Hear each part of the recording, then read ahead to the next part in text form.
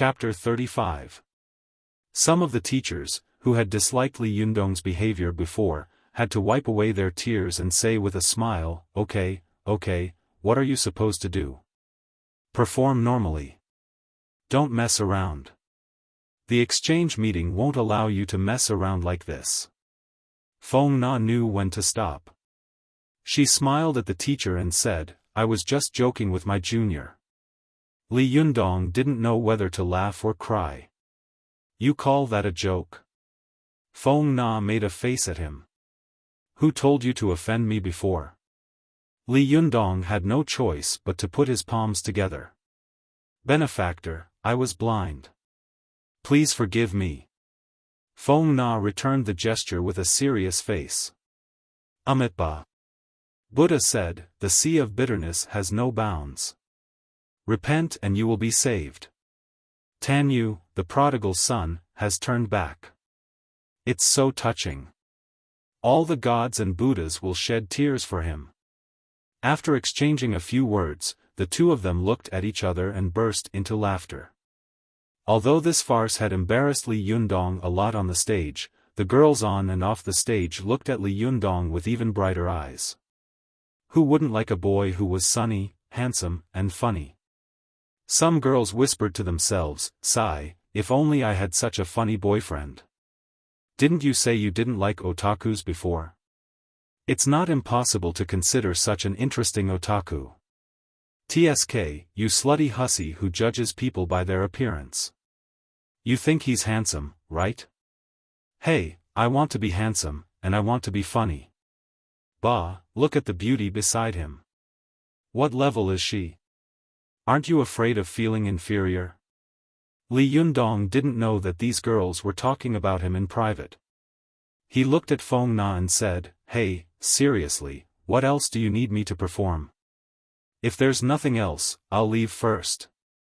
Seeing that he was about to turn around and leave, Feng Na quickly grabbed him and said, Hey, you still have to perform stone bricks and flying wooden boards." Li Yundong sighed. If it's a blessing, it's not a curse. If it's a curse, it can't be avoided. Alright, what else do you have? Hurry up and show me. I'll take it. Feng Na smiled. No, that's all. Do you think you still want to challenge the Shaolin 18 bronze men? Li Yundong laughed, "The 18 bronze men? You really know how to joke. Are you going to the Shaolin temple to invite someone? Think about it. Can you invite them?" Feng Na smiled and said, "Oh. Are you serious? Do you really want to create the 18 bronze men?" Noticing Feng Na's unfriendly gaze, Li Yundong thought to himself, if this crazy B*TCH really makes 18 bronze statues like the one in the movie God of Cookery and smacks them with a wooden stool and a mop, I won't be able to stand it. Li Yundong hurriedly said, Okay, you're amazing, okay? I'm afraid of you. Feng Na said proudly, "Good that you know." Then, Cheng brought some tiles from backstage and stacked them on the stage one by one. Everyone could hear the sound of the tiles colliding with each other. They whispered to each other, "These tiles are real. Will they work?" Li Yundong had never split a tile before, so he had some doubts in his heart. He subconsciously walked to the edge of the platform, squatted down, and asked Su Chan, who was under the stage, "Hey, can you do it?" Su Chan waved her hand casually. "No problem. It's just a small matter." Li Yundong was actually just asking casually, but when he heard Su Chan say so, his heart suddenly swelled up, as if he had become a little more powerful. He stood up and took a deep breath. His body seemed to have swelled up a little. He walked to the pile of tiles and gestured with his fist. Feng Na, who was standing beside him, knew that this was not a joke. She looked a little nervous and couldn't help but ask, "Hey, can you do it? If not, I'll get someone else. It's okay. Just don't let anything happen to you." Li Yundong turned his head and smiled at her. "It's okay. Don't worry." Li Yundong thought to himself. When he was in Qi deviation, he could even smash the incomparably hard marble platform. There was no reason why he couldn't smash these tiles, right? Feng Na was still a little worried. Remember, when you punch, you must be straight, and you must be decisive. Li Yundong didn't say anything else. He focused his mind and was just about to smash his fist down when he heard a voice next to him. What's the point of smashing tiles? It's not like it's going to be fun. Why don't we practice instead? Li Yundong turned his head and saw Zhou Yu, the one who had caused trouble for him at the school gate, standing next to a middle-aged man in a navy blue short-sleeved tang suit and a pair of nano-layer soles cloth shoes. Zhou Yu, what the hell are you doing? Feng Na asked with a frown. Zhou Yu glanced at her and waved his hand. Nana, it's none of your business. Get out of the way. Li Yundong saw that the two of them were staring at him. It was obvious that they had come for him. He frowned secretly, stood up, and said with a cold expression, "What do you want?" Zhou Yu pointed at the young man next to him. "This is my Xixiang, the fifth-generation successor of Lin's iron wire fist, Li Yunfei." Li Yunfei was not tall, standing at about 1.7 meters. His skin was dark, and his features were typical of Cantonese people. His arms were thick and bulky, especially the ones that peeked out of his sleeves. The muscles on his arms were like steel bars, which made him look very scary. The young man's eyes were fixed on Li Yundong the moment he laid eyes on him, like a beast eyeing its prey. Li Yundong felt goosebumps rise on his skin under Li Yundong's intense stare. Subconsciously, all the hairs on his body stood on end, and the Jindan internal qi in his body began to circulate rapidly to protect its master. As soon as it circulated, Li Yundong's entire aura changed. Previously, the teachers and students on and off the stage had thought that although Li Yundong had a powerful aura, it was only masculine and not overbearing. But now, Li Yundong's brows were furrowed. His eyes met Li Yunfei's, and the air around him seemed to be on fire. This was the purest Yuanyang qi in the world. Su Chan couldn't help but praise Li Yundong inwardly. Li Yundong may have great luck in cultivation, but he's tough on the inside and gentle on the outside. He's as gentle as flowing water when dealing with people, but he has a strong will in his heart. Not only that, he doesn't cower in the face of a strong opponent, he even dares to face them head-on. This kind of temperament and pure Yuanyang qi will make cultivation twice the result with half the effort. Feng Na's sharp senses picked up the smell of gunpowder in the air. She sneered. "Well done, Zhou Yu. I never knew you were so capable before. Now that you know you can't beat Li Yundong, you're asking your Xixiang to step in. You think I can't beat him?" Zhou Yu sneered. Earlier, Zhou Yu had witnessed Li Yundong take on many people at the school gate. He had been intimidated by Li Yundong's aura and didn't dare make a move. But the more he thought about it, the more frustrated he became. He told his Xixiang about it, and his Xixiang Huafei immediately pointed out. "You have to defeat this man. If he destroys your state of mind, you won't be able to make any progress in your kung fu." Zhou Yu's heart skipped a beat. He had made up his mind to defeat Li Yundong in front of everyone and humiliate him.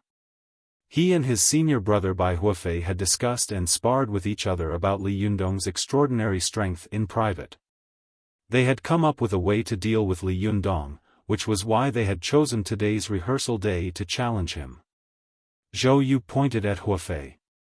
"I'm here to ask my Xixiang to be a witness."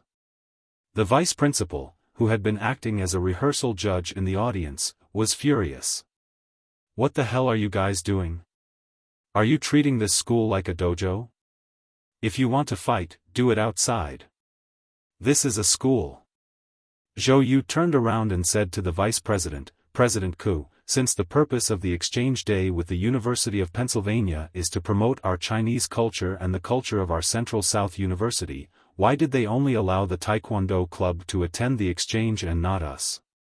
Principal Ku stomped his feet in anger. Ridiculous. Are you guys treating this exchange day as a joke? The Taekwondo club is an official club of the school. Do you even have an official club? Director Qian, who had been watching from the sidelines, suddenly thought of something. He stepped forward and said, Principal Ku, we do have a martial arts club in our school. Principal Ku's face stiffened as if he had been slapped in the face. He turned around and glared at Director Qian. Oh. Why didn't I know about it? Although Director Qian was only the director of the Academic Affairs Office, he was not afraid of the second-in-command of the school. He smiled and said, This is a martial arts club established by students. It's a non-governmental club. It was registered with the school a year ago, but due to poor management, it was later cancelled. Principal could turn back to Zhou Yu. That won't do. A friendly exchange between two universities should be conducted in a friendly manner. What's the point of fighting? Who's going to take responsibility if anything goes wrong? Principal Ku, this is a friendly exchange, Zhou Yu said hurriedly. Don't worry, there won't be any problems. If anything goes wrong, I'm willing to drop out of school. Zhou Yu had originally made up his mind to prove in front of everyone that he was better than Li Yundong, who had been in the limelight recently. Therefore, he did not want to injure or cripple Li Yundong. He just wanted to make him lose face.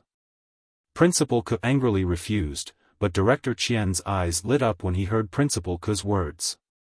Principal Ku, what Zhou Yu said makes sense, Director Qian egged Principal Ku on. Think about it, Director Qian said. A sparring match between Taekwondo and Chinese Wushu would attract a lot of attention. Besides, they are both adults and martial arts practitioners. I'm sure they would pay attention to their punches and kicks. Principal Ku stared at Director Qian. You make it sound good, but if anything goes wrong, who's going to take responsibility? You or me? Director Qian smiled and said slyly, What are you worried about? Deputy Mayor Zhou is coming that day, right? He's in charge of education. With him around, you don't have to take responsibility. Even if the sky falls, there's someone taller to hold it up. Besides, I don't think anything will go wrong.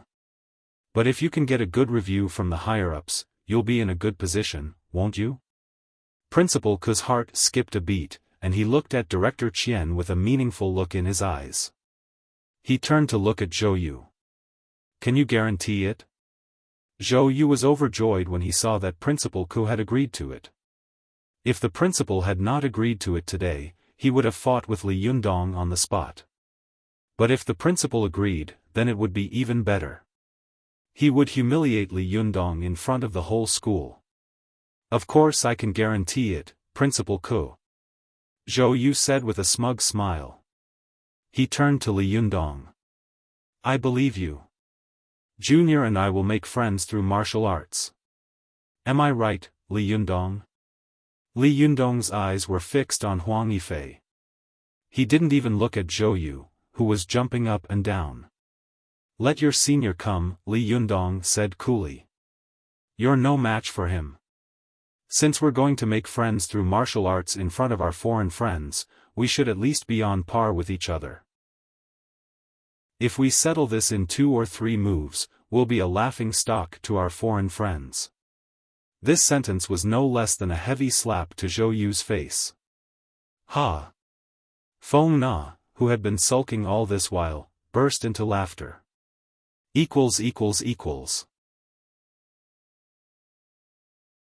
Chapter 36. Zhou Yu wanted to disgust him, so Li Yundong was even more disgusted than Zhou Yu.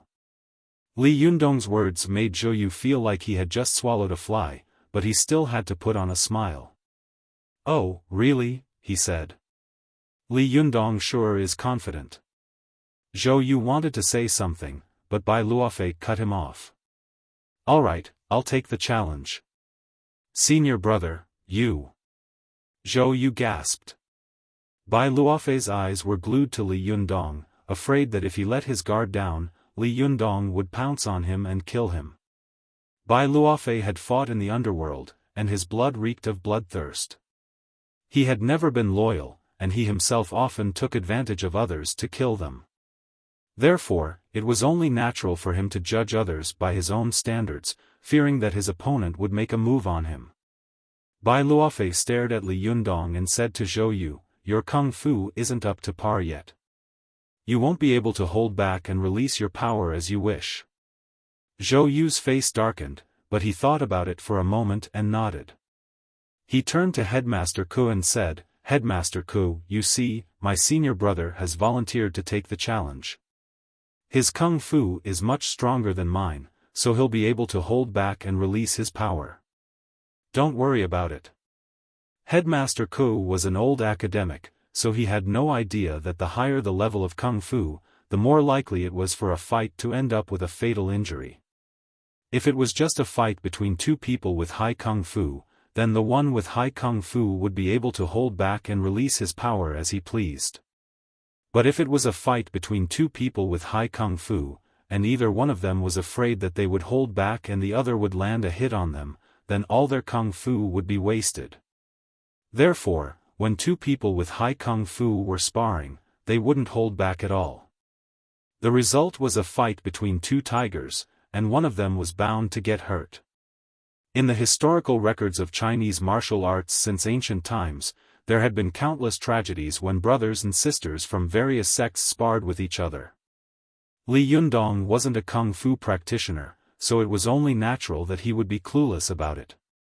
Su Chan, on the other hand, knew that Li Yundong wouldn't be able to defeat these kung fu practitioners, even if he couldn't defeat them with his Jindan. That was why she wasn't worried at all. Su Chan, on the other hand, knew that even if Li Yundong couldn't defeat these kung fu practitioners, he would still be invincible thanks to his Jindan. Although the other girls like Feng Na and Zhou Qin had practiced taekwondo before, they only practiced fancy but impractical moves. How could they know the brutality of a real fight? Therefore, in the huge auditorium, no one except Su Chan had noticed anything amiss. Headmaster Ku might not understand the intricacies, but he was still a cunning old fox. Even though he didn't. So he was a cunning old fox. He snorted through his nose and walked away. Nonsense. Even though it was a short sentence, there was a lot of hidden meaning behind it. His attitude might seem like a tacit agreement, but if something really did happen, his words could be used as a footnote. I said it's nonsense. He clearly doesn't agree to it. Director Qian stared at Headmaster Ku's back and cursed him inwardly. Then, he turned around with a smile. All right, Headmaster Ku has agreed to it. Go back and prepare. The exchange is in a few days. Don't let the foreigners laugh at us. Hui Yunfei had been wary of Li Yundong, but Li Yundong had a heart of gold, and his aura was far stronger than Hui Yunfei's. So, Hui Yunfei wasn't too wary of him. Instead, he turned to look at Director Qian. No matter how he looked at it, the smile on the perverted man's face seemed to be hiding a malicious intent. Most of the students in Deshui were innocent and naive, so they didn't know about the intrigue and ulterior motives involved. But they didn't mind the drama. Their faces were flushed with excitement, and they whispered to each other, "Hey, this is going to be fun. Who do you think will win?" Of course, Li Yundong. Zhou Qin and Ding Nan, on the other hand, noticed that something was amiss. One of them had grown up in a family of officials, so it was only natural for her to have a good understanding of the people in the ghost realm. The other one, on the other hand, was born smart and good at reading people's expressions. Why do I get the feeling that Director Qian is up to no good? Ding Nan said to Zhou Qin. Zhou Qin's brows were slightly furrowed, but she didn't say anything.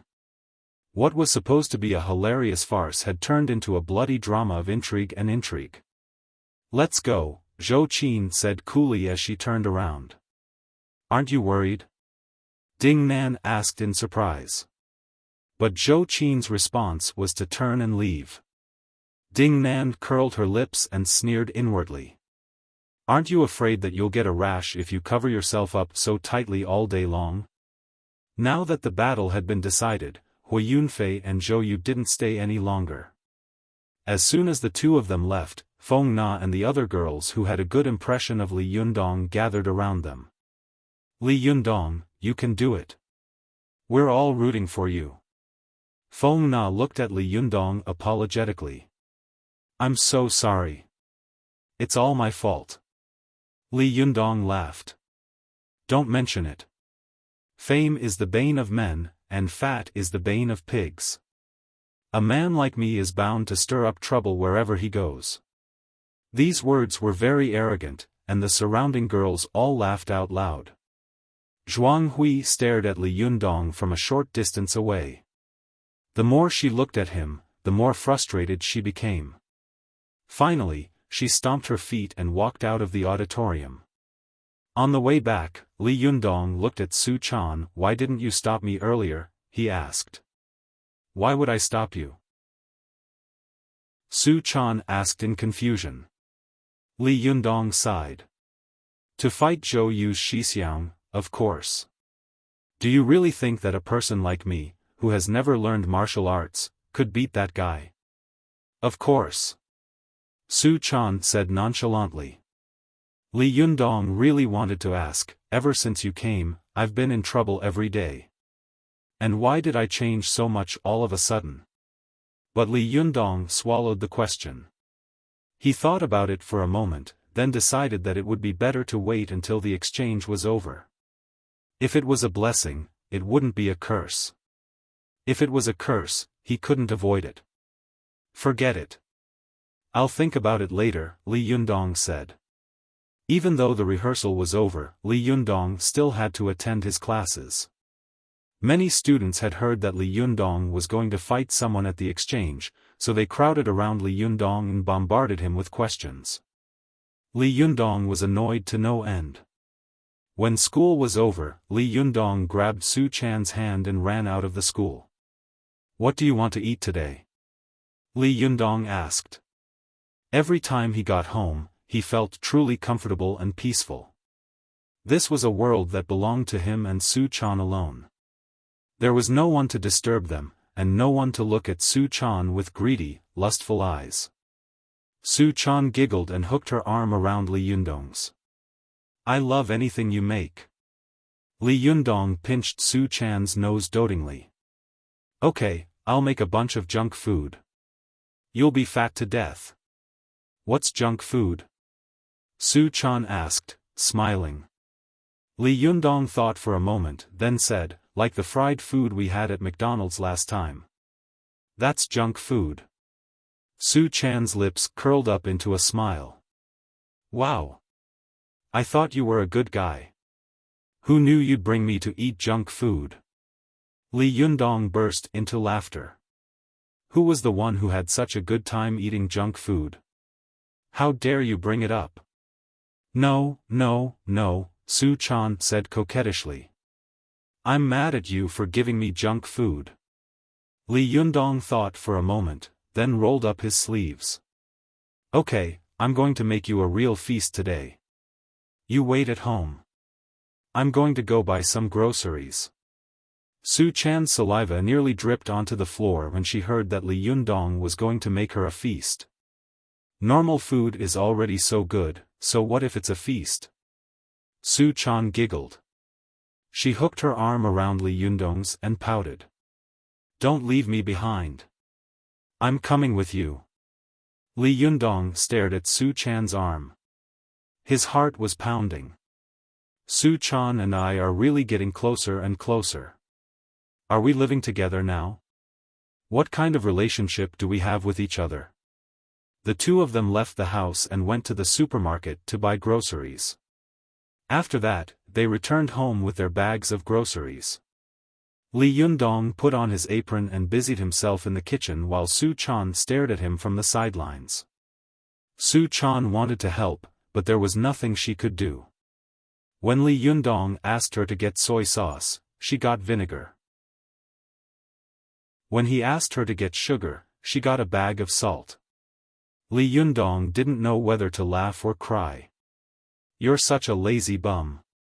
You can't even tell the 5 grains apart. Su Chan pouted so hard that a soy sauce bottle could be hung on it. How would I know that? All right, Li Yundong said helplessly. You can leave now. Su Chan felt so useless that she couldn't even be of any help. She tugged at the corner of her shirt and walked out step by step.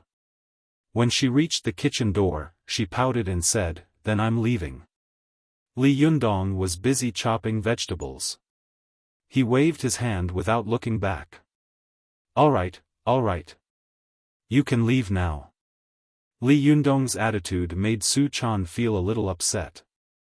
She sat in the living room and had nothing to do. She couldn't help but think about the things that had happened after she met Li Yundong. She remembered living in Li Yundong's house. She ate his food, wore his clothes, and used his things. Li Yundong had taken good care of her. He had even cooked for her by the stove to make her happy. And yet, she had lied to him and tried to squeeze him dry after he reached the foundation establishment stage. Isn't that a little too much?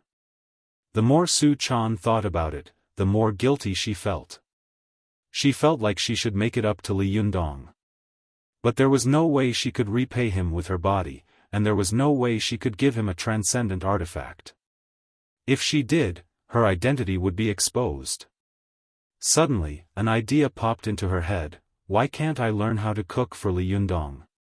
Why can't I learn how to cook for him?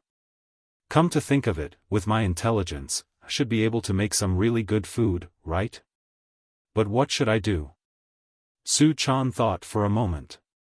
Then she remembered the crucian carp she had bought with Li Yundong at the supermarket. An idea popped into her head. I remember eating fish when I was cultivating with Shifu. Now, I think I remember how to cook fish.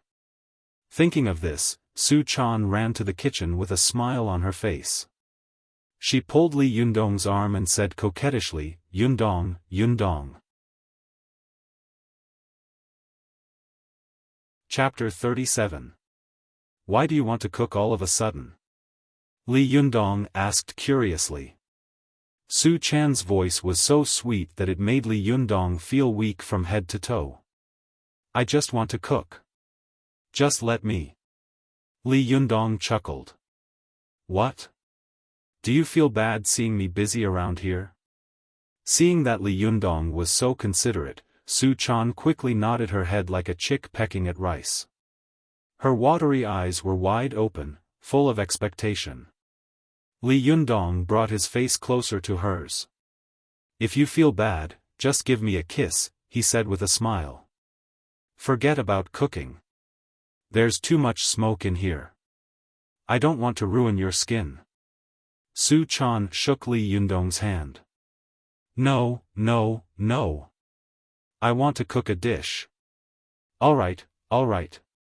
Don't shake me. What do you want to cook? Egg fried rice? Egg fried rice? Egg fried eggs? You're not going to cook egg fried rice, are you? You're the one who's going to cook egg fried rice. Su Chan huffed. Li Yundong chuckled. There's no skill involved in cooking.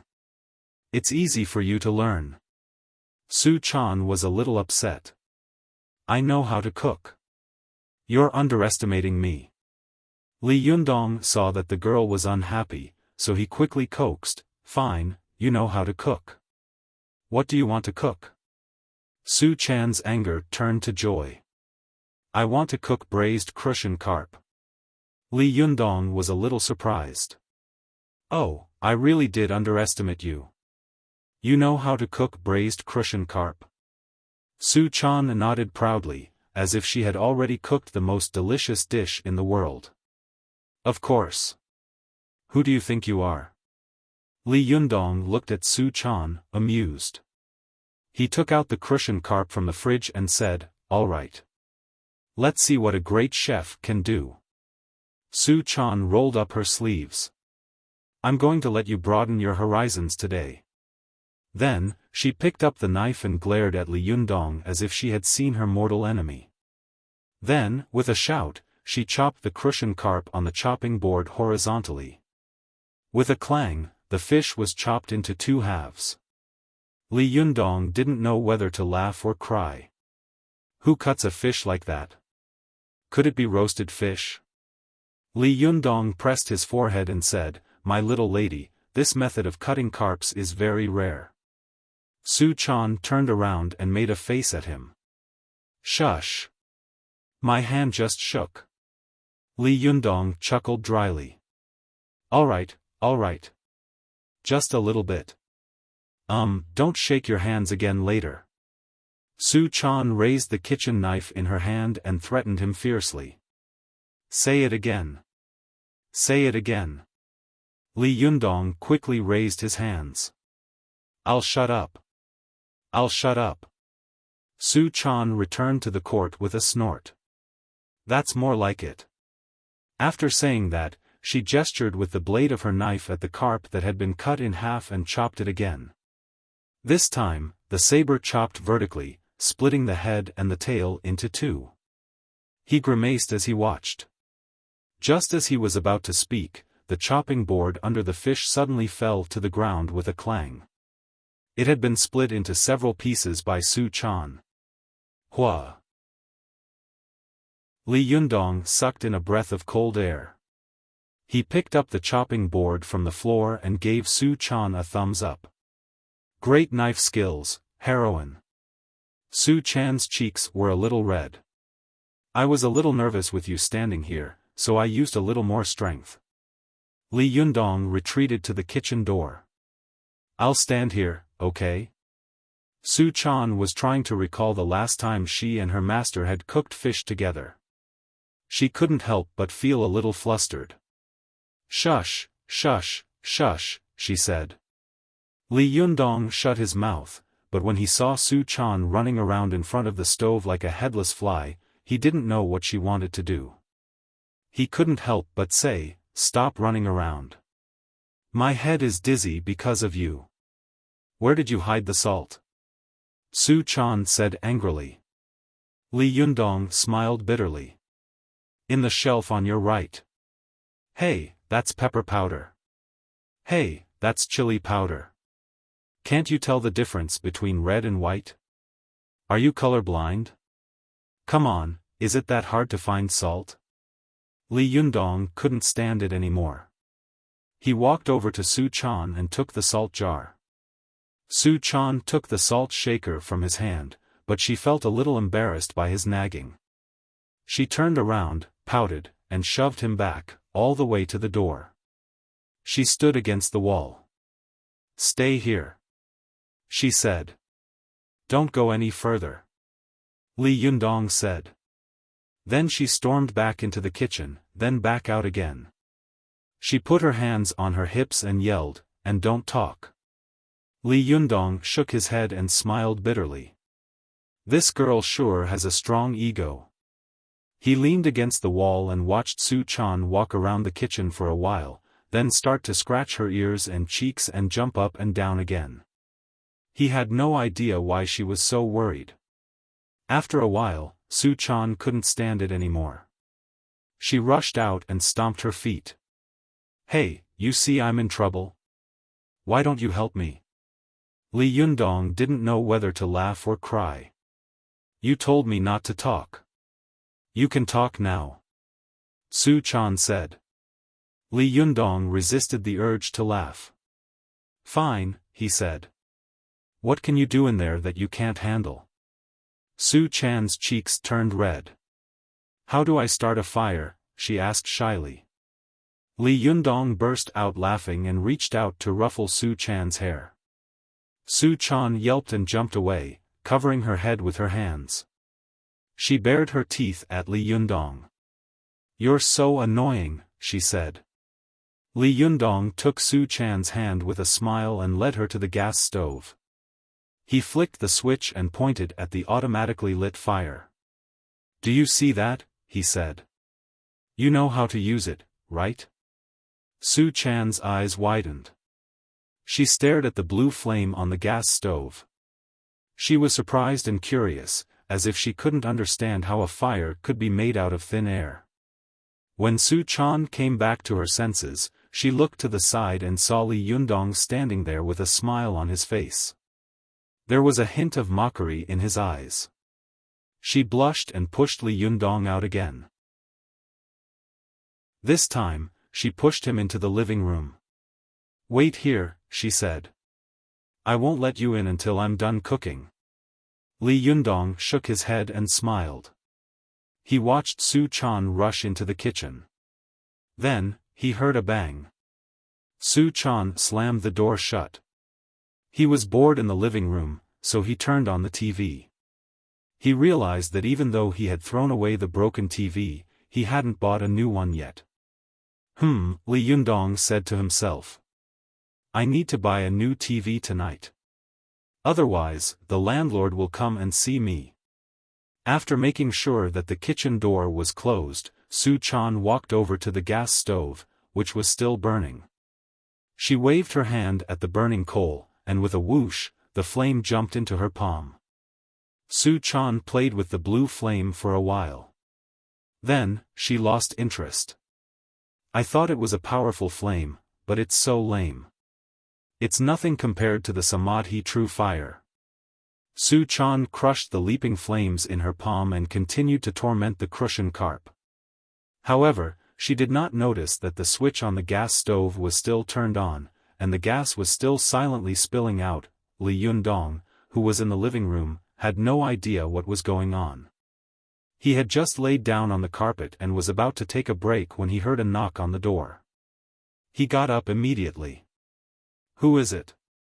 Li Yundong was surprised. He didn't have many friends on campus, and he hadn't even stayed in the dormitory for a day during his first year of university. Basically, no one knew that he lived here. "Who would be looking for me at this time?" Li Yundong looked through the peephole, and he almost fainted. A fat, big-eared woman was standing outside the door. She looked impatient and unscrupulous. It was the landlord.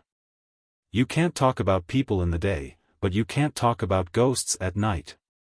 Li Yundong looked at the empty TV wall, and then at the bowl-sized hole in the roof. He broke out in a cold sweat. He wanted to pretend that there was no one inside, but he saw through the peephole that the landlord had taken out her key and was about to open the door after knocking for a while. Li Yundong had no choice but to bite the bullet and open the door. As soon as he opened the door, he saw the landlord standing at the door in surprise. "Who are you?" she asked in a high-pitched voice. Li Yundong smiled. "Auntie, I'm Li Yundong." The landlord's eyes were full of surprise. She looked Li Yundong up and down from head to toe. She thought to herself, "This kid is quite energetic after losing weight. But he's still dressed like this." She stood at the door, fanning herself with her hand. "I thought you weren't home. I called you so many times. Why didn't you pick up?"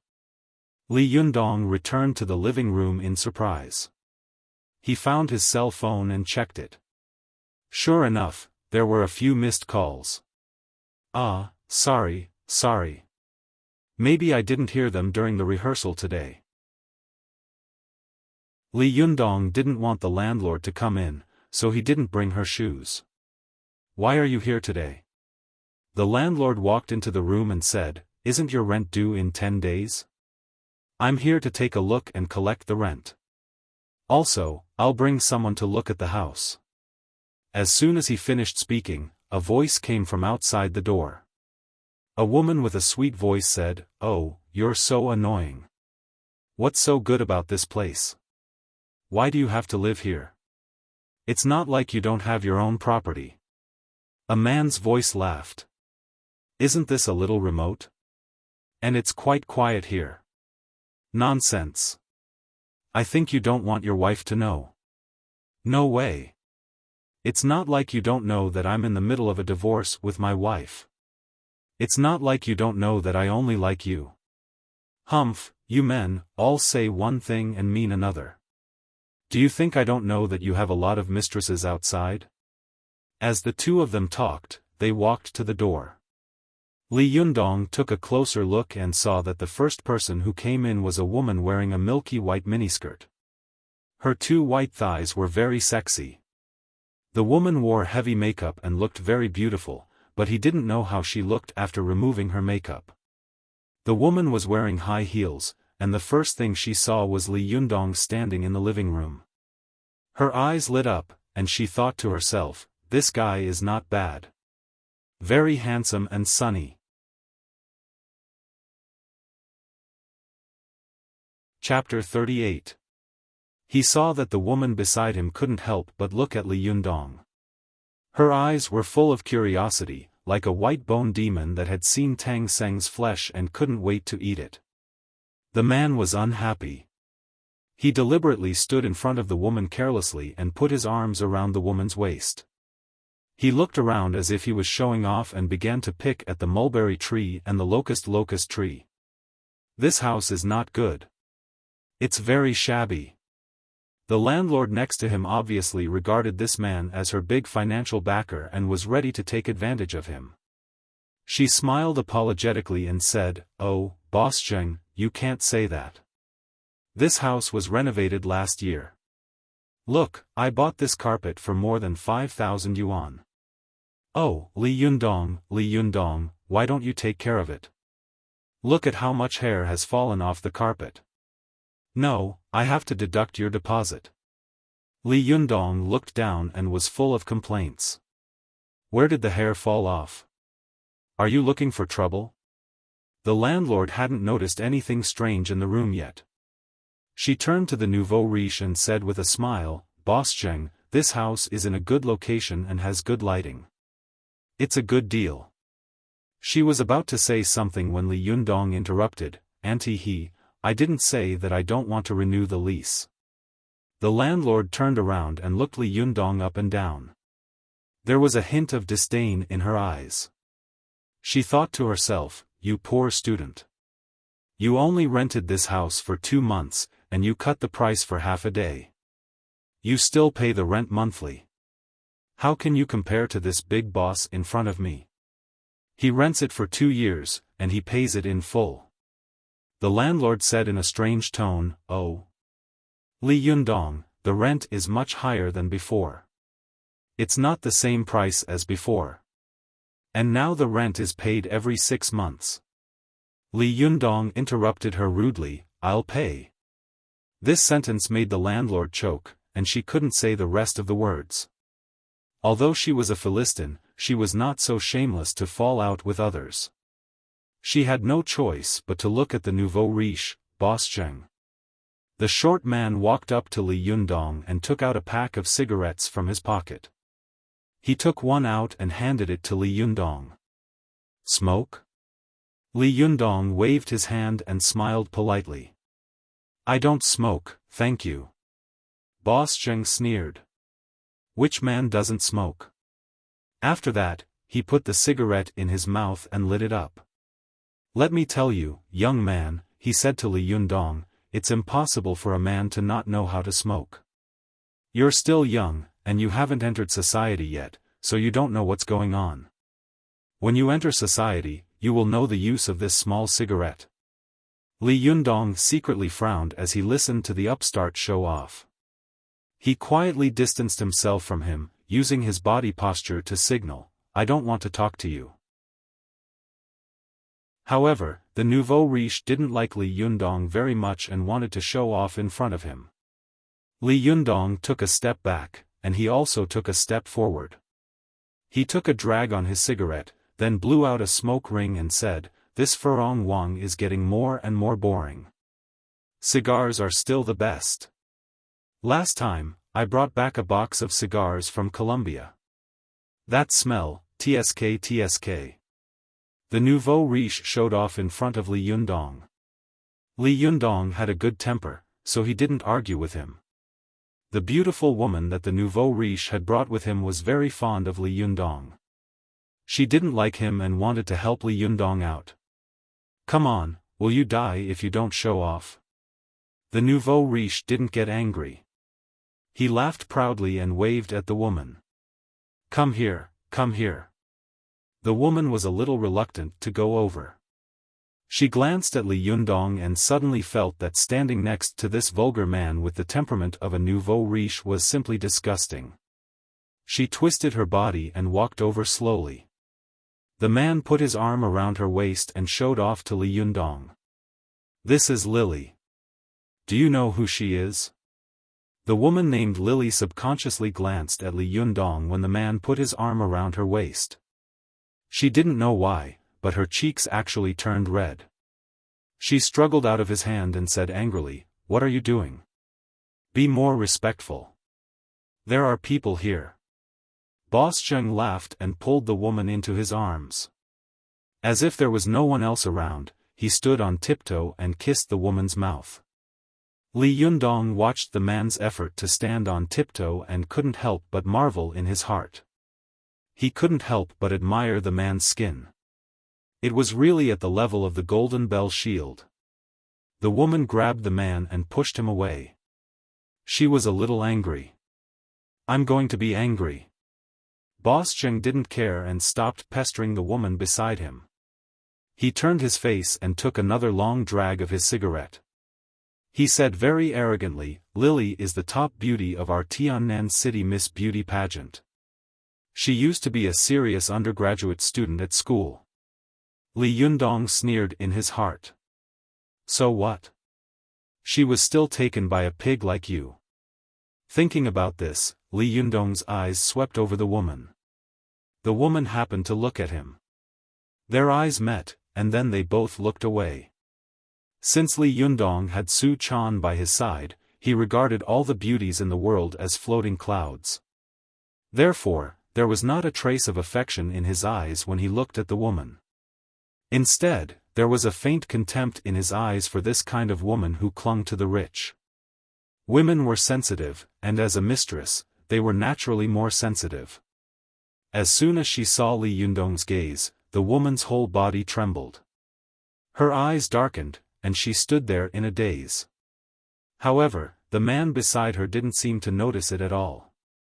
He just kept bragging to Li Yundong about Lily's beauty. He said, salivating, "Damn, you don't know. When I first saw Lily, it was really like Dong Yong seeing the 7 fairies. My eyes were glued to her. I say, young man, you have to work harder. If you don't have money these days, which woman will be with you? Don't you think so?" Li Yundong was a little impatient, but he still kept a polite smile on his face. "Yes, yes." Boss Zheng was still bragging, but suddenly the kitchen door opened with a clatter. Su Chan poked her head out and looked curiously at the people in the room. Then, she blinked at Li Yundong and said, "Yundong, is there someone in the house?" Mr. Zheng, who was in the middle of bragging, saw Su Chan. He was so shocked that he didn't even notice the cigarette in his mouth fall to the carpet. His eyes were fixed on Su Chan, and the desire and greed in his eyes made it seem like he wanted to swallow her whole. As the mistress, Lily was also shocked when she saw Su Chan. At the same time, she felt extremely inferior. Not only in appearance, but also in soul. She saw a pure and transparent soul in the girl's eyes. She was not like her own, which was muddy and dirty with money. The landlord was shocked and jealous when he saw Su Chan. He was shocked that Li Yundong had hidden such a beautiful girl in his house, but he was jealous because the girl's beauty was too amazing. What's the difference between a beautiful woman and a vixen? What man can stand it? The landlord thought to herself in shock. She turned around and looked at Li Yundong, trying to figure out how a poor student like him could hide such a beautiful girl in his house. Boss Zheng, who had been bragging all this time, finally came back to his senses. He remembered how he had bragged about Lily's beauty in front of Li Yundong. His face turned purple, and he couldn't say a word for a long time.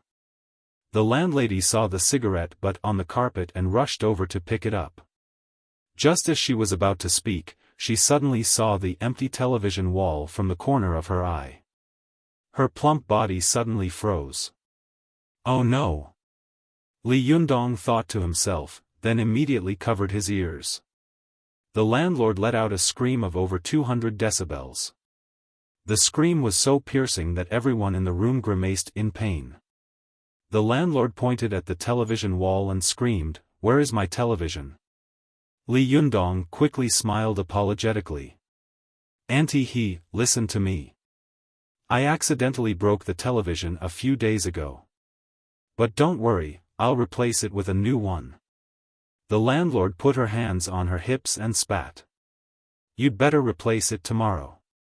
I want the exact same one. I'll come and check it."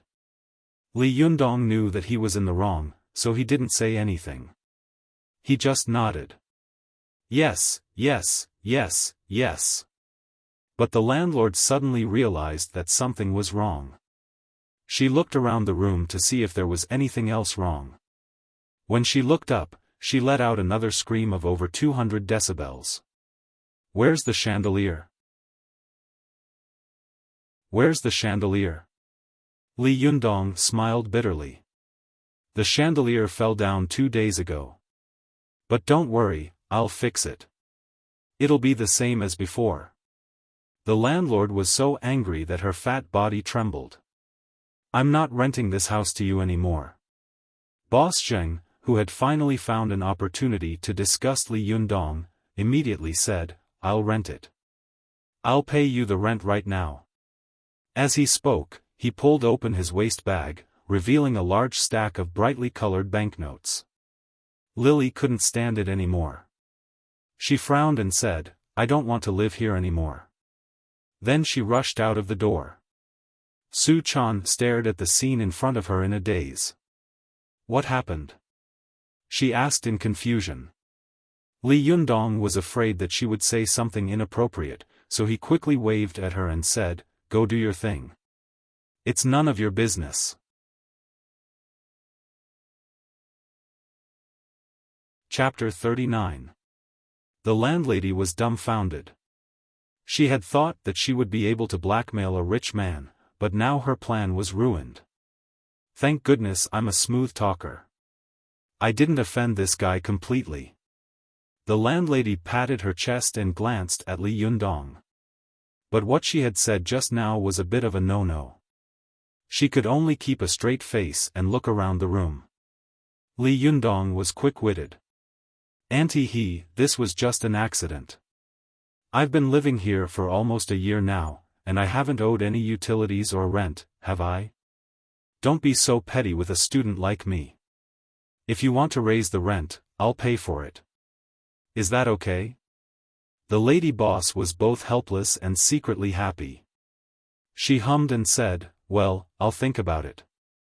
Li Yundong saw that there was hope, so he quickly struck while the iron was hot. "Auntie, I promise you that I won't damage your house again."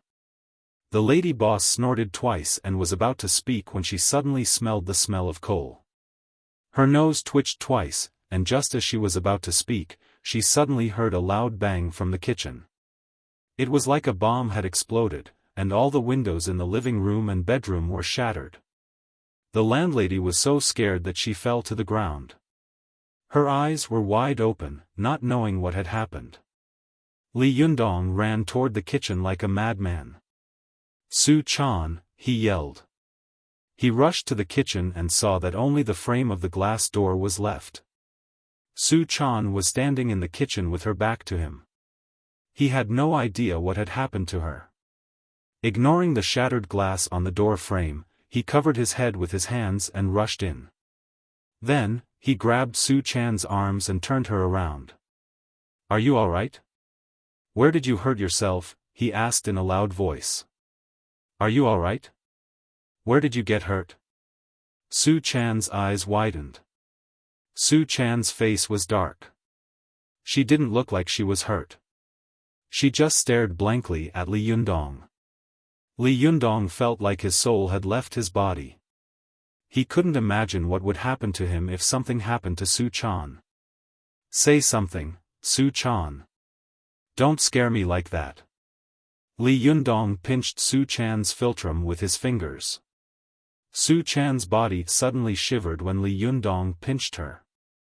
Her eyes widened as she shouted, "What kind of powerful magical weapon is that? You scared me."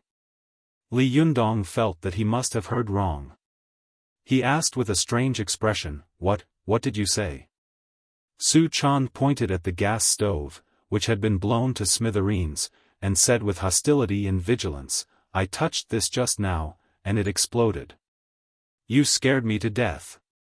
Could it be the Maoshan sect's Fire Yang talisman and Thunder Explosion talisman?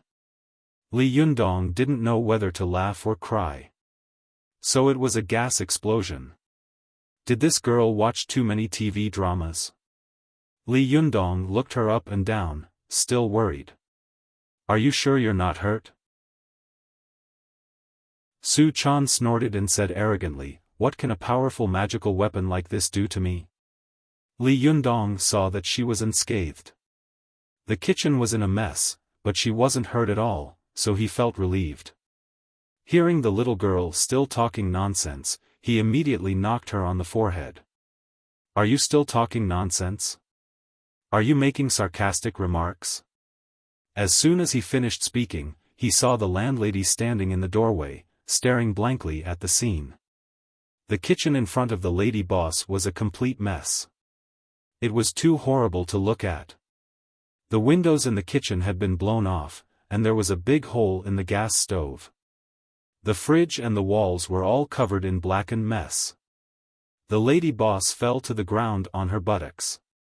With tears and snot streaming down her face, she shouted to the sky, "Oh my God, you two brats! Look at what you've done to my house.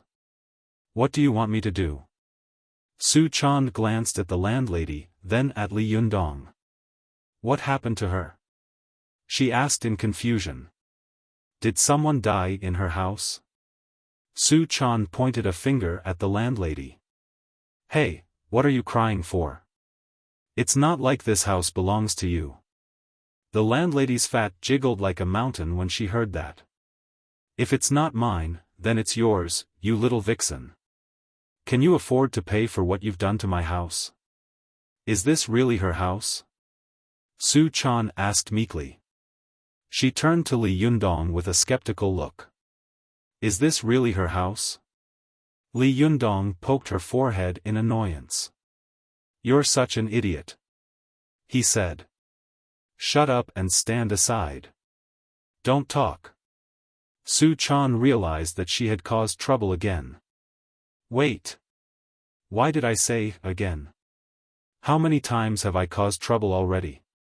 Su Chan lowered her head, fidgeting with the hem of her shirt. She looked up at the kitchen, which looked like it had been bombed. She felt a little wronged. "But how can you blame me for this? There were traps and magical weapons in the house, and they were caught off guard." Su Chan stood behind Li Yundong, too timid to speak. She looked like a young wife who had done something wrong. The landlady was crying so hard that it was as if everyone in her house had died. Li Yundong walked up to her with an apologetic look on his face. "Auntie he said apologetically, "this all happened too suddenly. I didn't know that the gas would explode all of a sudden, but I do believe that we are partly to blame. I don't want to shirk my responsibility either. I'll pay for the damage to the TV, the chandelier, the other electrical appliances, and the damage to the house." When the lady boss heard this, her pig-like cries stopped abruptly. Her tears stopped as she said, "You'll pay for it? That's fine. But I can't rent this house to you anymore. If you stay here any longer, you'll tear this house down." Li Yundong thought for a moment. He knew that it was impossible for him to stay here any longer, so he nodded. "Fine. But Auntie could you give me 7 days? I'll move out as soon as I find a place to live." The lady boss thought to herself, "You bastard. Not only did you cause my sugar daddy to run away, but you also ruined my house. If I don't teach you a lesson, you really won't know how many eyes I have." The landlady sneered. 7 days? Dream on. Move out today." Li Yundong was both shocked and angry. Today? How is that possible? I have so many things here. The landlady snorted. I don't care. I don't want to see you living in this house for even a day. Move out now, or I'll call someone to throw all your stuff out. Li Yundong knew that he was in the wrong, but he couldn't stop the landlady from pushing him too far. No matter how good-tempered he was, he couldn't take it anymore. Don't you bully me. The landlady put her hands on her hips and pointed at the house. I bully you? Take a look at this house for yourself. I bully you? Cut the crap and move out. Oh, right. Not a penny less. Otherwise, I'll call the police and send you to the police station. Su Chan, who was standing beside Li Yundong, couldn't stand it anymore. She raised her head and was about to say something, but Li Yundong glared at her. The little fox jumped in fright and retracted her head. She mumbled something under her breath, but no one knew what she was saying. Li Yundong remembered that Su Chan didn't even have an ID. She was a typical undocumented resident. If she was arrested and sent to the police station, she might get into big trouble. So he swallowed his anger and said, Auntie, can you at least give me some time to relax? Where am I supposed to find a place to live now? The landlady sneered. She was determined to chase the bastard away. There are so many motels around the school these days, she said. You can find a place to live if you don't want to. Hurry up and pack your stuff and get out of here. Li Yundong took a deep breath and said stubbornly, just give me one more day. I'll move out tomorrow. Now you want me to drag a lot of things and take a girl with me. Where am I going? The landlady stomped her feet and cursed. So you know that, you son of a bitch. You're so young, you haven't even grown your feathers yet. You look so poor, yet you want to act like a prostitute? Why don't you take a piss and look at yourself? What the hell do you think you are? Pay me and get out of here, or I'll call the police to arrest you. The fire in Li Yundong's chest suddenly rose. He was furious. He raised his fist and clenched his fingers so hard that they creaked. He wished he could punch the lady boss into meat paste. Seeing Li Yundong's expression, the lady boss rushed out of the room and sat down in the hallway of the building, crying. Murder! Murder! This guy messed up my house, and now he wants to kill me to shut me up. Li Yundong said. Murder! Come and take a look. There's no justice in this world anymore. By then, all the neighbors had come out to watch the commotion. People from upstairs and downstairs had come out to watch the commotion. They crowded the hallway and pointed at Li Yundong and Su Chan. Su Chan was angry and sad at the same time. She was angry because the landlady was so aggressive and unreasonable. She was sad because she had caused too much trouble for Li Yundong this time. Li Yundong stood where he was, panting heavily through his nose. His face alternated between blue and white, and his expression was uncertain. After a while, he suppressed the murderous glint in his eyes. He took a deep breath and smiled coldly. Su Chan. Yeah, Su Chan answered in a low voice. Wait here for me. Li Yundong said, then went into his bedroom and grabbed his bankbook. I'm going to withdraw the money, he said coldly to the landlady. How much do you want me to pay? I'll pay. But don't you dare ask for too much. Otherwise, I'll make sure you suffer even if I have to go to the police. The landlady was a little scared when she saw Li Yundong's expression. But then she remembered that there were so many people in the hallway watching the commotion. She put her hands on her hips and calculated in her mind. Then she held up 5 fingers. 50,000.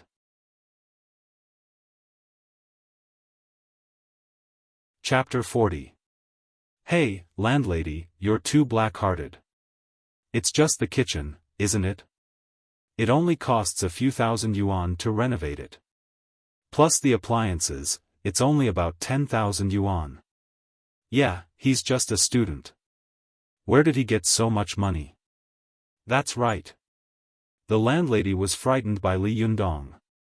Her voice trembled. What do you want? Put me down. We can talk about it. Li Yundong sneered. Think carefully before you speak. How much do you want? The landlady did some serious calculations. With the TV, the chandelier, the renovation of the roof, and the kitchen, she estimated that it would cost at least 20,000 yuan. It would be a little difficult for the student to come up with such a small amount of money. But if she asked for too much, he would be driven to desperation, and she would lose even more. The landlady gritted her teeth and said, 20,000 yuan, no less. Li Yundong thought it was an acceptable amount. He didn't want to make a big deal out of this, so he put the landlady down and said, okay. Wait here. I'll go get the money. After that, Li Yundong entered the house and said to Su Chan, who was standing in the room at a loss, wait for me here. I'll be back soon. Su Chan opened her mouth to say something, but in the end, she didn't. She just said timidly, you, come back soon. Li Yundong nodded at her, took the bank card, and went out. Everyone in the hallway was shocked by Su Chan's beauty, especially the men, who pretended to look into the room inadvertently. Su Chan was annoyed by everyone's stares, so she hid in the bedroom, closed the door tightly, and hid like an ostrich. As soon as she entered the door, she was filled with regret and sadness. Her fingers were twisted together, and tears were about to fall. Why is this happening? Am I going to leave this place in the future? Su Chan looked around. The first time she came to the secular world, she had spent her time in this place. Subconsciously, she not only had a strong dependence on Li Yundong, but also a strong attachment to the place where she lived. The thought that she would not be in this place in the future made Su Chan's heart feel suffocated. She stayed in the room for a long time, waiting for Li Yundong to come back. She couldn't sit still anymore, so she opened the door and ran out of the living room to see if Li Yundong was back. But as soon as she came out, she heard the people in the corridor whispering, hey, hey, she's out, she's out. TSK TSK, so beautiful. Yeah, the girl is so beautiful. She's really a vixen. Which man can stand it? I can't have this kind of girl. Otherwise, there will be endless disasters. Haven't you heard of the saying, femme fatale? Most of the people who were talking were women. They were jealous of Su Chan's beauty, so they secretly made up stories about her. The men couldn't wait to make Su Chan their own, so why would they care about a femme fatale? However, they pretended to be sanctimonious and couldn't help but agree, yes, yes, it's too flirtatious. I don't dare to take it. I can't control myself. What if I wear a green hat in the future? In the living room, Su Chan felt like she was sitting on pins and needles. She thought, did Li Yundong really leave me here? Will he despise me for causing trouble for him? Su Chan fidgeted anxiously at the thought. Most of the women in the world who weren't good-looking hated those who dressed up coquettishly and seduced men, especially their own men. Even though Su Chan hadn't seduced the landlord's man, the landlady's heart was filled with hatred whenever she saw Su Chan. She hated her youth, hated her beauty, hated her figure, and hated her flirtatious ways. She hated Su Chan's youth, her beauty, her figure, and her flirtatious behavior. The boss gave Su Chan a sideways glance. Don't even think about it. If I were a man, I wouldn't take you with me even if I had to leave. Look at you. You're a troublemaker. Su Chan's eyes were filled with tears. Li Yundong won't do that, she yelled at the boss. The boss laughed. Is that so? Even if he doesn't do it now, he'll do it sooner or later. Anyway, if you want to seduce someone, you should go seduce the rich ones. What's the point of seducing a poor student? What's so great about it? Does it give you a sense of accomplishment? Su Chan was shaking with anger. If she hadn't been afraid of causing more trouble for Li Yundong, she would have killed the fat woman on the spot. Su Chan wiped away her tears and murmured in a low voice. It sounded like she was talking to herself, but it was more like she was trying to cheer herself up. Yundong won't leave me behind. He won't leave me behind, but the more Su Chan thought about it, the more she realized that what these people were saying made sense. She didn't know anything at all. The only thing she knew was cultivation, but it was useless in this world. All she wanted to do was cook for Li Yundong. The more Su Chan thought about it, the more scared she became. She waited in the living room, alone and scared, like a lost lamb. Su Chan clenched her fists tightly. Tears threatened to fall at any moment, but every time a tear was about to fall, Su Chan stubbornly sniffled and threw her head back, as if trying to prove something to Su Chan. Just when Su Chan was about to give in, Li Yundong returned with a paper bag in his hand. He waved it in front of the landlord. "I'm going in to get a pen and paper. Let's sign a contract." Li Yundong went into his bedroom to look for a pen and paper. As soon as Li Yundong entered the bedroom, Su Chan followed him. As soon as they entered the room, Su Chan threw her arms around him and burst into tears. "What's wrong?" Li Yundong asked as he wiped away Su Chan's tears for her. "What happened?" Su Chan sobbed. "They said that you don't want me anymore." Li Yundong's face darkened. "They've gone too far. I'm fine with them bullying me, but they're bullying you too? This is intolerable." Li Yundong was about to go out and cause trouble, but Su Chan pulled him back. The little fox wiped the tears off her face and sniffled. As she cried, she said, "I don't know anything. My mouth is clumsy, and my limbs are clumsy. I can't help you with anything, and I only cause trouble and trouble for you." Then, Su Chan looked up at him with teary eyes. "Will you despise me?" she asked. "Will you hate me?" Li Yundong's gaze softened. He used his hand to gently wipe away the pearl-like tears on Su Chan's round, jade-like face. "I'm not that tall or handsome. I don't come from a rich family, and I'm not very capable either. I can't give you good food and clothes, and I might not even be able to afford a house in the future, let alone a BMW or a car befitting your status. Will you despise me?" Su Chan looked at him and shook her head. "No, that's not it. You're the nicest person in the world. You're the nicest person in the world. Why would I despise you?" Li Yundong smiled and pinched Su Chan's cute little nose. "Then I won't despise you either. Don't worry." Su Chan stared at Li Yundong. There was a hint of joy in her eyes, but there were still tears at the corner of her mouth. "Really?" she asked weakly. Li Yundong patted Su Chan's head. "Really?" he said gently. "Unless you want to leave on your own, I won't despise you even if you poke a hole in the sky." Su Chan's tears turned into a smile. The smile on her face was as bright as a flower, but the tears in her eyes kept falling like pearls from a broken necklace. She threw herself into Li Yundong's arms and started crying again. Li Yundong smiled bitterly and patted Su Chan's back. "Hey, what's wrong? Why are you still crying?" "I don't know," Su Chan said coquettishly. "I just feel like crying." Li Yundong patted Su Chan's back and smiled. "All right, don't cry. I still need to write the contract. Pack your things later. We're leaving." Su Chan wriggled out of Li Yundong's arms. "Where are we going?" Li Yundong laughed. "The world is big. Where can't we go? Why must we stay here and let people roll their eyes at us?" Su Chan nodded. "Yeah. I'll help you pack your things."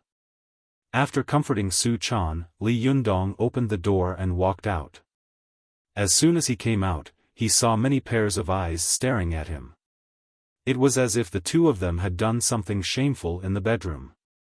Li Yundong sneered inwardly. Ignoring the people around him, he wrote down the contract he had discussed with the landlord in the living room and tossed it to the landlord. Take a look at it yourself. If you agree, then sign the contract. I'll give you the money, and we'll leave immediately. The landlord took the contract and read it a few times. Then, she slapped her thigh. Good. You're straightforward, so am I. Give me a pen. Li Yundong watched the lady boss sign the contract, then put it away and handed the money to the lady boss. He went into the house to pack up his things, and then left the apartment where he had lived for nearly a year under the watchful eyes of everyone. Li Yundong saw that the lady boss had signed the contract. Before Li Yundong left, the landlord stood in the stairwell and sneered. Li Yundong, you've lived here for almost a year. Let me give you a piece of advice. Study hard. Don't try to keep a girl as a mistress at such a young age. That's for the rich. You can't afford it. A female tenant who had a crush on Li Yundong laughed. Boss, that's a little too much. How do you know that they're not mutually willing? After receiving the compensation from Li Yundong, the lady boss was not afraid at all. She sneered and said, Him? He's just a poor kid. He doesn't even have a lot of money on him. It's already good enough that he can afford to keep himself. How can he afford to keep a woman? I say, in a few days, this woman will run away with another man. As soon as Su Chan heard this, her head buzzed. She shouted excitedly as if she had lost control, Li Yundong is the person who treats me the best in the world. He will definitely become a great hero in the future. I won't leave him. The onlookers were stunned for a moment. Then, they burst into laughter. Great hero? That's hilarious. Ouch, my stomach hurts. The landlord was laughing so hard that he was rocking back and forth. He wiped away the tears in the corner of his eyes. You're really bragging without a draft. You're talking about a great hero? That's hilarious. What era are we in?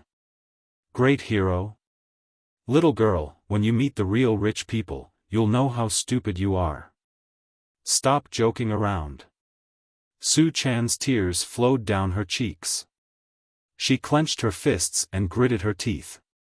She wanted to rush up and teach the landlord a lesson, but a warm hand pressed down on her shoulder. Su Chan turned around and saw Li Yundong smiling at her with a warm smile. Silly girl, he said. Why are you so calculative with them? Tears streamed down Su Chan's cheeks. But, you're so nice to me. Li Yundong smiled. Yeah. Isn't that what I'm supposed to do? Su Chan cried even harder when she heard Li Yundong's words. I believe that one day, you'll become a great hero. I just believe that. Li Yundong still had a gentle smile on his face. This kind of smile was warm and tolerant, as if it could tolerate all the words and deeds of the little girl without limit. Well, I will. If you want me to be a big hero, I will work hard to be a big hero. Su Chan raised her head and looked at the boy in front of her with teary eyes. All of a sudden, she had a strong urge, I must raise this boy in front of me into the world's top master and hero, so that I can show these snobs who look down on me in the future. Su Chan made up her mind. She wiped away her tears and grabbed Li Yundong's hand. Then, she turned around and glared at the crowd of onlookers. Let's go. Li Yundong looked back and saw that most of the onlookers were gloating over his misfortune. Especially the men, who saw that even though he was in dire straits, Su Chan was still stubbornly following him around. Their eyes were filled with jealousy and hatred. Li Yundong took one last look at the landlord and sneered in his heart. I don't believe that I, Li Yundong, can't make a name for myself. Just you wait and see. The crowd in the corridor watched as the two of them disappeared into the elevator. For a moment, they whispered to each other, saying all sorts of nasty things. Only an old man sighed softly. Although his voice was soft, it clearly reached the ears of the crowd. Sigh, don't bully the young for being poor.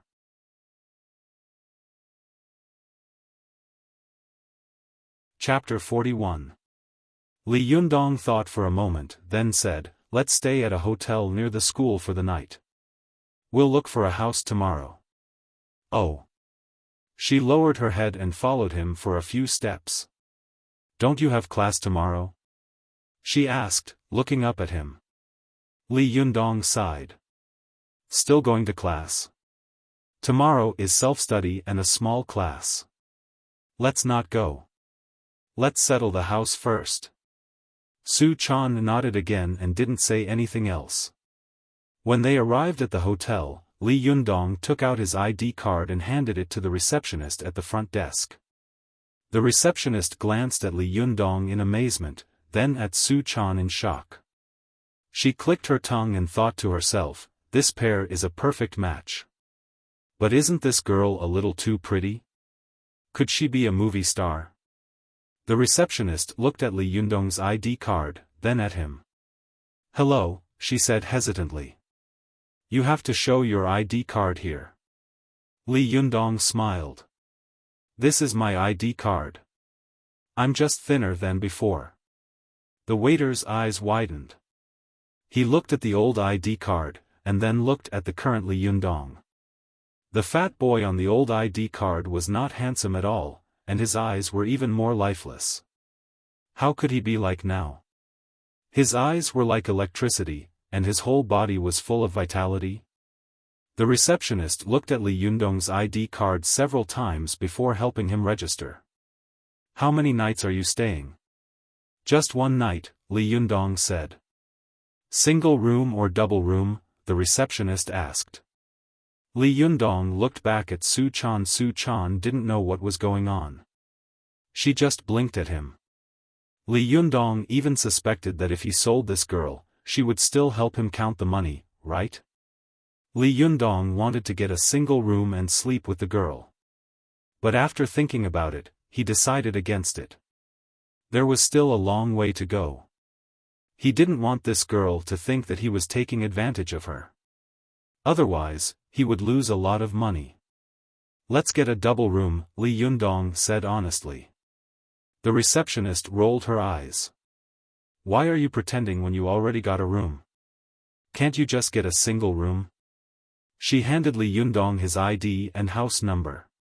205, she said. Insert your card for water and electricity. Li Yundong brought Su Chan into his room and tossed everything on the floor. Then, he threw himself onto the bed and sighed. Well, I guess I'll be homeless tonight. Su Chan also collapsed on the soft bedding, sniffed, and said angrily, it doesn't smell as good as before. Li Yundong burst into laughter at the sight of her innocent expression. He crawled over and pinched Su Chan's nose. Idiot, he said. The blankets here change every day. How could there be any smell? Su Chan chuckled and dodged his attack. Then, she picked up a pillow and tried to hit him with it. You're so annoying. Don't come near me. You keep pulling my nose. Li Yundong said with a smile, you won't let me, will you? All right, I'll creak you. As he spoke, he used his hands to rub the little fox's waist and armpits. However, the little fox was not very afraid. It just giggled and twisted its body, flapping its hands and feet. Between the two of them, one was a teenager who wasn't even 20 years old, and the other was a girl who didn't know much about the world. Both of them had the temperament of a teenager. Even though they had a bellyful of resentment before, they had now forgotten all about it. Li Yundong and Su Chan fooled around on the bed for a while until they collapsed on the bed, gasping for breath. They stared at each other with wide eyes. All right, Li Yundong said with a smile. Now the two of us depend on each other. He reached out and brushed a lock of hair from Su Chan's forehead. Even though Li Yundong's words sounded bleak, Su Chan's heart was filled with an indescribable sweetness and warmth. She hugged Li Yundong's arm tightly and said in a sweet voice, "From today onwards, I won't cause you any more trouble. If you don't let me talk, I won't talk. If you don't want me to do anything, I won't do anything. I'll be a good girl. But you can't abandon me. You can't starve me. You can't leave me all alone." Li Yundong recalled how Su Chan had hugged him and cried her heart out when he came back. She must have been scared out of her wits when he abandoned her. He stroked Su Chan's hair gently. "I won't despise you. I won't starve you. I won't abandon you. I definitely won't abandon you. But I'm not going to do anything to you. You can say whatever you want and do whatever you want. I won't stop you." Su Chan's eyes widened. "Why? My words always cause trouble for you. I just wanted to do you a favor, but—" Su Chan lowered her head. Li Yundong lifted the girl's chin with his fingers, stared at her, and said, "Compared with your appearance, I prefer your straightforwardness and naivety. I like your innocence and cuteness. So, I don't want you to become a yes man just because of what happened today. That's not cute at all." Li Yundong put on a stern face. "If you're not cute," he said, "I won't like you anymore." The more Su Chan listened to him, the more tears welled up in her eyes. Her heart grew warmer and warmer. When he was done, she pouted and gave Li Yundong a resentful look. "Why are you so nice to me?" Li Yundong laughed and pinched Su Chan's nose. "It's just the two of us now. If I'm not nice to you, who am I supposed to be nice to?" Su Chan buried her head in Li Yundong's chest and pounded him with her fists. "You're so annoying. You're so annoying. I hate you. I hate you. Why are you so nice to me?" Li Yundong smiled bitterly. "Is it a sin to be nice to you? Cough, cough. Be gentle. You're going to punch my lungs out." What Li Yundong didn't know was that Su Chan had made up her mind to groom Li Yundong into a powerful master because of the landlord and the others' insults. But after she calmed down a little, she couldn't help but regret her decision. After all, if that was the case, the Renyuan Jindan would be completely out of her reach. The Renyuan Jindan was not a common Chinese medicine like the Lu Wei Dihuang pill that could be bought anywhere. In the Gezhou sect of the Southern Taoist external alchemy sect, it could be said to be a divine pill that integrated the creation of heaven and earth and seized the power of the sun and moon. The Gezhou sect, which mainly cultivated external alchemy, was good at refining all kinds of elixirs.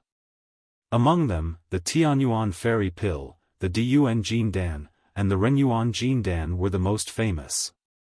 There was a saying in the cultivation sects, there were no more elixirs below the 3 elixirs. This showed the magic of these 3 elixirs.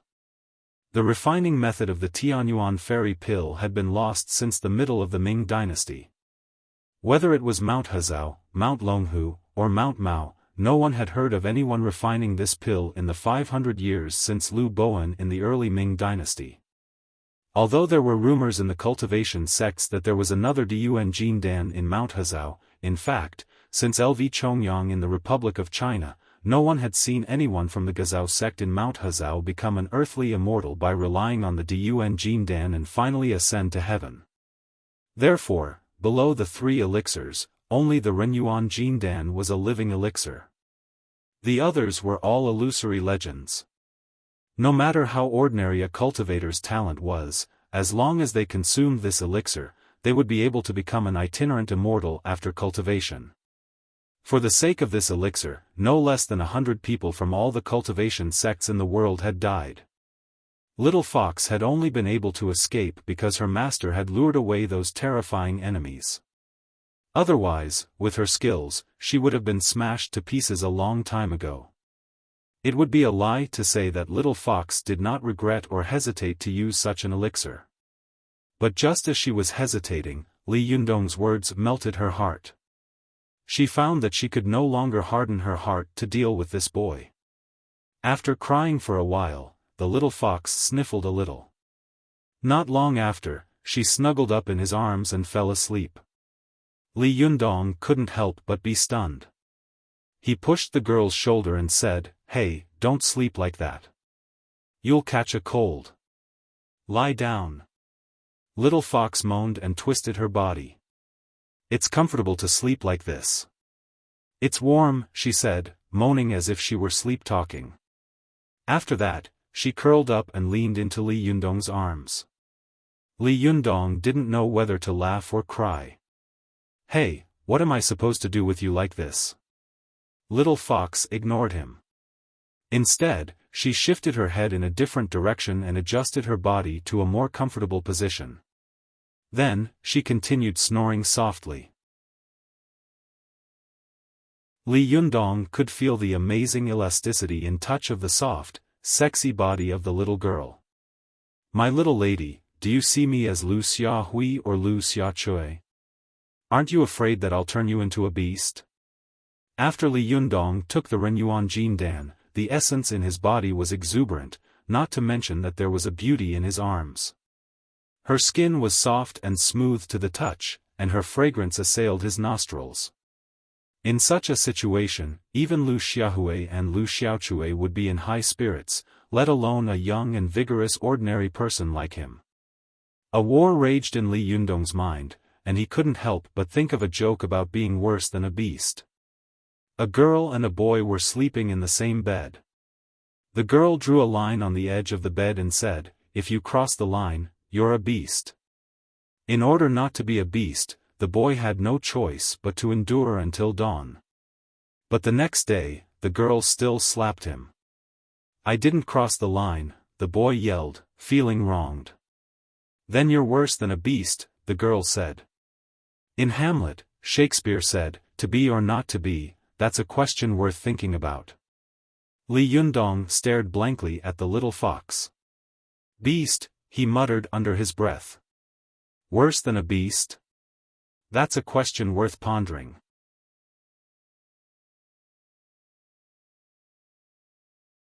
Chapter 42. When Li Yundong saw Su Chan, he opened his eyes wide and said tiredly, "God bless you. You finally woke up? Get off me. My whole body is stiff." Su Chan quickly got up and massaged Li Yundong's back and shoulders. "Thank you for your hard work. When are we going out to see the house?" Li Yundong waved his hand and threw himself onto the bed, burying his head in a pillow. "Don't disturb me. Even if the sky falls, let me sleep for a while." As soon as he finished speaking, he started snoring. Su Chan was a little confused. Logically speaking, a person like Li Yundong with Jindan Qi shouldn't be this tired even if he didn't sleep for a night, right? She thought. But what she didn't know was that Li Yundong had spent the whole night fighting with his own desires. His essence, qi, and blood had all gone to one place. No man could stand it after being hard all night. Su Chan tilted her head and thought for a while. She couldn't figure it out, so she ran into the bathroom to brush her teeth and wash her face. After tidying herself up, the little girl knelt on the edge of the bed and stared blankly at Li Yundong. She sat there for 15 minutes, bored. Finally, she couldn't stand it anymore. She pushed Li Yundong with her hand. "All right, I've slept enough. Get up. Let's go look at the house. We're going to find a new home." "Oh, my God, I just fell asleep. Let me sleep a little longer." Li Yundong complained incessantly. Su Chan pushed Li Yundong as if he was a small boat in the sea. "No, no. How long is a little longer?" Li Yundong snorted. "Just a little longer." Su Chan said, "No, the sun is shining on your butt." Then she pinched Li Yundong's nose with her hand and giggled. Li Yundong finally couldn't stand it anymore. He sat up with his head in his hands and said, "Do you want to kill me? You stinky girl." Su Chan didn't let go of his nose. It's 5 o'clock in the morning. The sun is rising from the east and shining on the earth. It's the best time to absorb the spiritual qi of heaven and earth. But you're sleeping in here. Since Su Chan had made up her mind to start training Li Yundong, she consciously began to supervise his cultivation. He just wanted to sleep for a while longer, so he said in a daze, "What do you mean by absorbing the lingqi of heaven and earth? I want to use yin to nourish yang." Su Chan's cheeks reddened.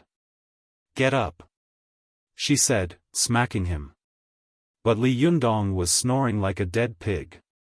How could he get up? Helpless, the little fox rolled its eyes and plucked out a strand of hair the length of a finger. Circulating its qi, the strand of hair straightened like a needle. Su Chan thrust the needle into the Baihui point on the top of Li Yundong's head. The Baihui acupoint was the head of all acupoints. It was the place where yang qi gathered, and it was also the best place to regulate yuan qi. Li Yundong let out a loud howl and sprang up from the bed. He clutched his head and glared at Su Chan. "Are you trying to murder me for my money? All right. You're awake?" Su Chan giggled as she pulled his hand into her own. In the movie The Sound of the Wind, Old Ghost was tormented by Godfather Lu until he was on the brink of death. Even a needle in his head didn't stop him from waking up. Li Yundong was just sleepy. Once Li Yundong's Baihui acupoint was pierced, the yuan qi in his body surged. It was like he'd taken a stimulant. How could he still be sleepy? Li Yundong wiped his face and found that he really wasn't sleepy anymore. All right, he said helplessly. "I'm scared of you. Let me wash my face and brush my teeth, then we'll go out." Instead, she pulled the curtains open to let in the sunlight. Then, she pulled Li Yundong to sit cross-legged on the carpet. "Sit here," she said. "I'll give you a massage." Li Yundong nodded. The thought of Su Chan's massage technique made Li Yundong close his eyes in delight. This time, Su Chan used the same technique she used on Li Yundong, butterfly plucking flowers. From Su Chan's point of view, the best time for Li Yundong to cultivate was during the Z period, which was from 23 p.m. to 1 a.m. sharp. This was the time when the yin qi of heaven and earth gradually dissipated and the yang qi began to grow. In the cultivation sect's big and small circulatory cycle of inner alchemy, the Z period was also known as the winter solstice, meaning that it was the time to start a fire. Su Chan remembered clearly that in the cultivation classic wings of scriptures she'd memorized, it said, "The son of yang is the beginning of life." For beginners like Li Yundong, the Z period, which was also the period of the winter solstice, was very important. Cultivation at this time was the most efficient. An ordinary cultivator only needed to circulate their qi for 1 or 2 hours, and they would be full of energy for the whole day. They wouldn't feel tired at all. If they could develop the ability to automatically cultivate at this time, then their cultivation would reach the next level. They would reach the point in Huandan Revival chapter, "There is no need to wait for the winter solstice to refine alchemy. There is yang in the body." This meant that people didn't need to deliberately cultivate at the Z period. They had the purest yuan-yang qi in the world in their body, so they could cultivate whenever they wanted. This level meant that a person's small circulatory cycle of cultivation had a basic foundation, and they could begin to enter the next level, the big circulatory cycle of cultivation. The human body had 8 extraordinary meridians. The small circulatory cycle of cultivation focused on the Ren meridian and governing meridian, while the big circulatory cycle of cultivation focused on the remaining 6 extraordinary meridians, namely the Chong meridian, Dai meridian, Yin Wei meridian, Yang Wei meridian, Yin Heel meridian, and Yang Heel meridian, as well as the foot Shaoyin kidney meridian of the hands and feet. In other words, by cultivating these meridians, people could practice the qi condensation, which allowed them to gather qi at will, and the free will, which allowed them to use qi at will. Once he completed the 3 subjects of channel expansion, qi condensation, and free will, it would mean that Li Yundong would break through the middle level of the second heaven of qi cultivation and begin to advance to the higher level. Su Chan used a massage technique to help Li Yundong mobilize his Yuanyang qi. Although it wasn't the Z period, it was the period of time when the yang qi in the world was the most vital. Li Yundong felt that his body felt different from the last time. Last time, he only felt that his whole body was comfortable, and it was limited to his flesh and meridians. But this time, Li Yundong felt that the dantian in his lower abdomen was burning, and his waist and kidneys seemed to be boiling water, as if they were boiling soup. Although he closed his eyes, he could still feel the golden light in front of him. Moreover, this golden light did not come from the outside, but seemed to shoot out from his eyes. Not only that, Li Yundong also felt a whistling sound behind his ears, as if there was a wind behind his ears. There was a cry that sounded like the cry of a vulture behind his head, and his whole body felt like waves were surging from his dantian to the top of his head. Every time the waves surged, his sinuses would twitch in a rhythmic manner.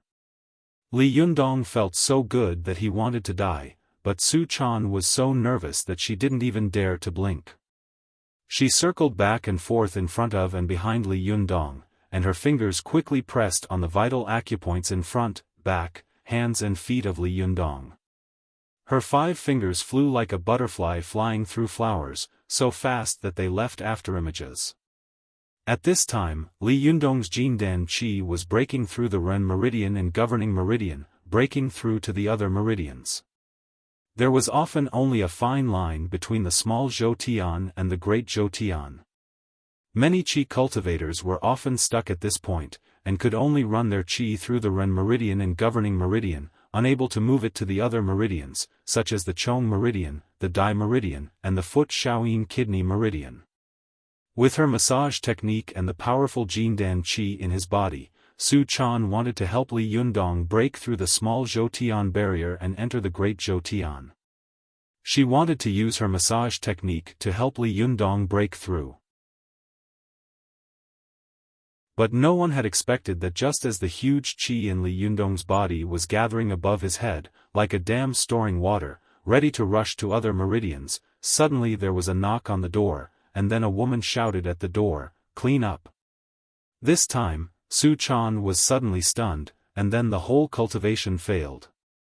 Without Su Chan's guidance, the vigorous Jinqi that had accumulated above Li Yundong's head only stayed for a moment, then immediately went back to where it came from, disappearing completely in an instant. But the process of this qi flowing back could also be extremely stimulating. Li Yundong's body trembled, and he let out a loud and long sigh of lust. To the attendant at the door, this sound sounded like the sound a man made when he was having sex with a woman. The attendant's cheeks suddenly turned red, and she cursed in a low voice, "How shameless! How can you have sex so early in the morning?" Then she went to another room, knocked on the door, and said, "Clean up." How could Su Chan know about this? She pouted, very unhappy that her practice was interrupted at this time, and her efforts were wasted. She thought to herself, if it's between midnight and midnight, first of all, no one will disturb me, and second of all, the qi in Li Yundong's body will be stronger and purer, and the time it takes to break through will be shorter. Thinking of this, Su Chan couldn't help but think of something her master had said: cultivation should be done early. This early was not only early in the age, but also early in the day. The plan of a day is in the morning. What a wise saying. At this time, Li Yundong came back to his senses and sighed. Sigh, if you really can't make money, with your massage skills, people won't starve to death in the future. Su Chan laughed and scolded, "What a loser. Hurry up, let's go see the house." Now Su Chan finally understood the pain of not having a stable place to live. For a cultivator to successfully practice cultivation, there were 5 prerequisites: dharma, wealth, companion, land, and artifact. Li Yundong had the help of the Renyuan Jindan, as well as his support from the side. Dharma referred to the cultivation of the Tao. This was not a problem. As for financial resources, it seemed that Li Yundong could still cope with that. As for companionship, she and Li Yundong were now Tao companions, so this was not a problem. Dharma referred to the Dharma treasures. When cultivators fought, they mostly fought with Dharma treasures. Without Dharma treasures, it was like a warrior without a weapon. And land referred to the next thing that Li Yundong and Su Chan needed to solve the most, the problem of the residents. How could a cultivator not have a good place to practice cultivation?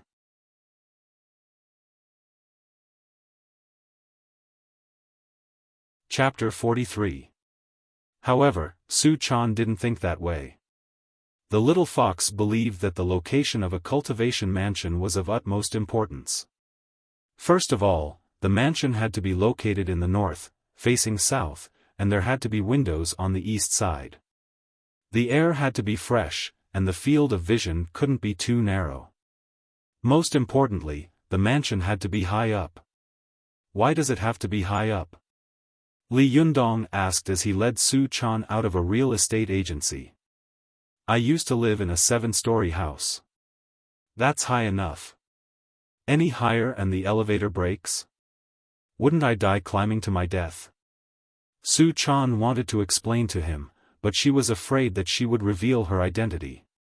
So, she said, don't you think that if you live high and see high, your state of mind will be more open? Li Yundong asked. Li Yundong smiled. That's true. Fine. Since you like to live in a high place, we'll look for a high-rise one. Su Chan nodded and muttered in her heart, really, have you ever heard of any cultivator who hasn't cultivated in the deep mountains since ancient times? Which one of them didn't cultivate at the top of a mountain or halfway up it? Which one of them chose to live in a low-rise place? The environment and air quality of this city are so bad. Even the effects of cultivation are so bad. Su Chan grumbled, but she knew that she couldn't drag Li Yundong into the mountains. If she did, Li Yundong would have a mental breakdown. It wasn't easy to find a high-rise apartment. Li Yundong and Su Chan had gone to a few places, but they hadn't found a suitable one. Su Chan had basically shot them all down. Li Yundong was patient. He didn't have any requirements. As long as Su Chan was happy, he was happy. So he let her choose. At noon, the two of them arrived at a newly built residential area called Xiaofan Garden. Li Yundong was walking with Su Chan while eating a McDonald's teppanyaki burger when he heard a familiar voice. Hey, what's wrong with you guys? I'm looking for Zheng Yuming. Get him out here. I don't believe he'll refuse to see me. Li Yundong turned his head and was instantly amused. Hey, isn't this the mistress who was with the nouveau riche? Li Yundong still remembered that this woman had been called Lily by Boss Zheng. He couldn't help but laugh to himself. Is this the general name for all the mistresses in the world? Li Yundong didn't want to watch the fun, but when Su Chan glanced at the geographical location of Xiaofan Garden, her eyes suddenly lit up. Then she looked at the direction of the buildings in the community, her face filled with joy, and she blurted out, "This place is not bad." Li Yundong smiled bitterly and said, "Oh, my little lady, you finally found a house you like? But this is a new residential area, and houses are not for rent, only for sale. I can't afford it." As soon as Li Yundong and Su Chan spoke, the mistress, Li, turned her head. She froze for a moment when she saw the two of them, and the arrogance she'd had when she'd been talking in a loud voice faded away. Lily took out a mobile phone from her LV handbag and said to the security guards who didn't let her in, "You won't let me in? All right, I'll call him now. Let's see if you guys will lose your jobs if he comes out." The security guards were just following orders, so how could they stand such threats? He smiled bitterly and was about to speak when he heard a loud voice. "Oh, Lily, what are you doing here?" Lily saw the man named Zheng Yuming, and immediately shouted at him, "If I didn't come here to look for you, would I have been able to find you? A trace of displeasure flashed in Zheng Yoming's eyes, but when he saw Li Yundong, and then Su Chan, who was next to Li Yundong, his eyes lit up with desire. He laughed and walked over to them. "Oh, it's you again." When Li Yundong saw the nouveau riche striding toward him, he immediately smiled bitterly and said, "Yes, why is it you again?" Zheng Yuming shook hands with Li Yundong in a friendly manner, but his eyes were fixed on Su Chan, as if he wanted to swallow her whole. After shaking hands with Li Yundong, he reached out to shake hands with Su Chan. How could Su Chan like this kind of person who reeked of money? She just pulled her hand behind her back, hid behind Li Yundong, and made a face. This kind of behavior was extremely impolite, but Su Chan was too beautiful and cute. Her behavior not only didn't make Zheng Yuming unhappy, but it also made his heart itch. Zheng Yuming ignored his mistress and said to Li Yundong enthusiastically, "Young man, what are you doing here? Looking at houses?" When Zheng Yuming said this, a trace of contempt and disdain flashed in his eyes. He really didn't believe that Li Yundong, who lived in a rented house before, could afford a house here. Li Yundong smiled and said, "By the way, is this house yours?" Zheng Yuming laughed and said proudly, "Whatever you want, whatever you want. Do you want to come in and have a look? I'll give you a discount." As the saying goes, strangers at first, friends at second. We're acquaintances anyway. Li Yundong was about to speak, but Su Chan's eyes suddenly lit up. "How much is the highest house here?" Hearing Su Chan's question, Zheng Yoming's heart trembled with surprise. He took a deep breath and said, 13,000 yuan per square meter. "Ah, of course, if a beautiful lady like you wants to buy it, I can give you a discount. 10,000 yuan per square meter, what do you think? You can't get a discount like this in the whole Tiannan city. It's a very good discount, very honest." Li Yundong smiled bitterly in his heart. 10,000 yuan per square meter. Very good. I can buy a toilet. And it's a hairy one. Su Chan was disappointed when she heard this. She also knew that after Li Yundong lost money, he only had a little more than 80,000 yuan in his bank account. No matter how she looked at it, it was impossible for him to buy a house here with such a small amount of money. But she really liked the environment here. Because it was located in the suburbs, there was less exhaust gas pollution, and the air was good. Most importantly, the direction of the room and the height of the floor were ideal. Su Chan was a little reluctant to give up, so she asked again, "We can't afford it. Do you rent it?" "Rent it?" Zheng Yoming's mouth widened and he burst into laughter when he heard this.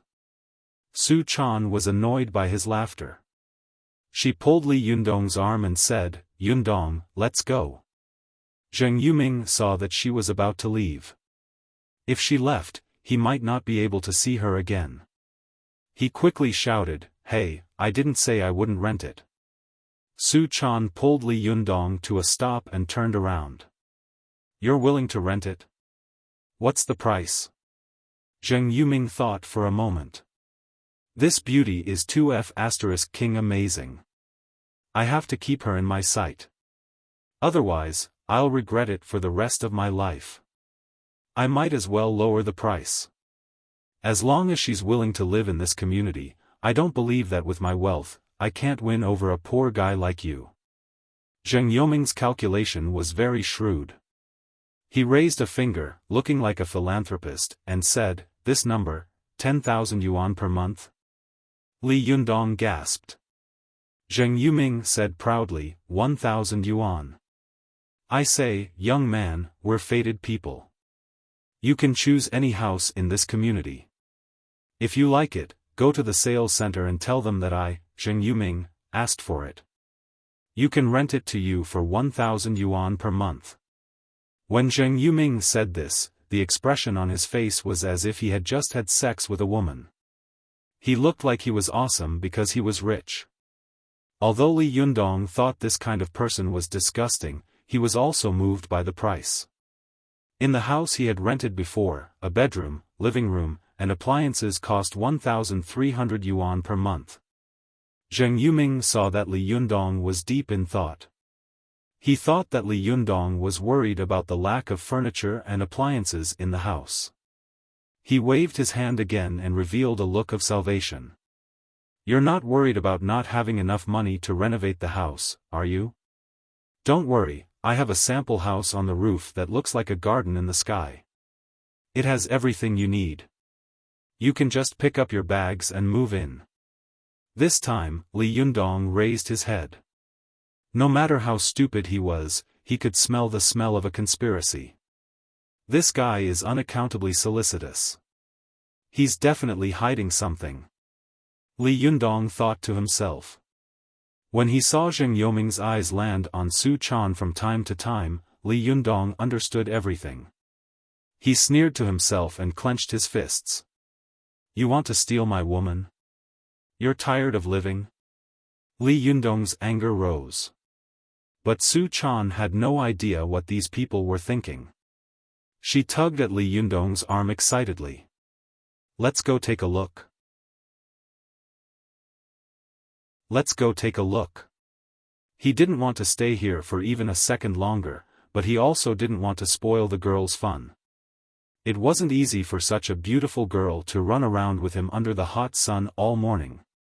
Which girl nowadays could do this? Li Yundong turned his head and looked at Su Chan helplessly. He didn't want to stay here for a second longer, but he also didn't want to spoil the girl's fun. "Fine," Li Yundong said helplessly. But he had already made up his mind. No matter what, he wasn't going to give this nouveau riche a chance to steal his woman. Zheng Yuming was overjoyed when he heard that. "Hurry up and accompany my young man to the sales center," he said to the security guard. Then he remembered that there was still the matter of the mistress that had yet to be dealt with. Lily had come here today because she had heard that Zheng Yuming had found himself another woman. She was here to cause trouble, but she had been watching Zheng Yuming's performance from the sidelines. This was such a cold-blooded, callous man who liked the new and hated the old. "I've been with him for a while now, but he's been ignoring me for so long just because he's taken a liking to a new woman." It really made one's heart turn cold. Lily glanced at Li Yundong and Su Chan. All of a sudden, her heart was filled with envy for the purity of their relationship. She didn't feel any jealousy at all. Instead, she secretly wished them well. "I hope you guys can always be happy like this. Don't let this materialistic society contaminate you." Lily looked at Zheng Yuming and sneered.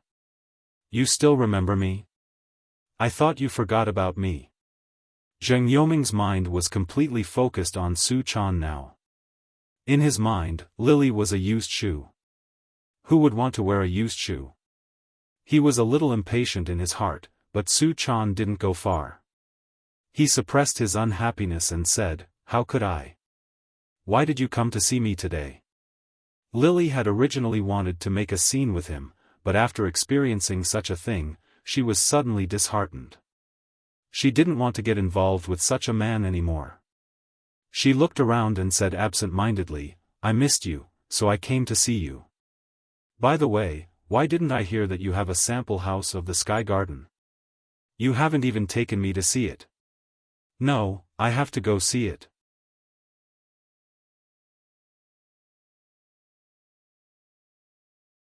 Chapter 44. Li Yundong was surprised to find that Zheng Yoming's mistress had followed him. He murmured to himself, but didn't pay much attention to it. But when he followed the security guard to the sales center, the show began. A gorgeously dressed woman was walking out of Sinan Garden. The woman happened to see Zheng Yuming, who was chasing after Lily, and heard Zheng Yuming say breathlessly, "Oh, Lily, don't be like this. I'm very busy with work. Don't you know that?" Lily sneered, "Did I ask you to accompany me? Boss Zheng?"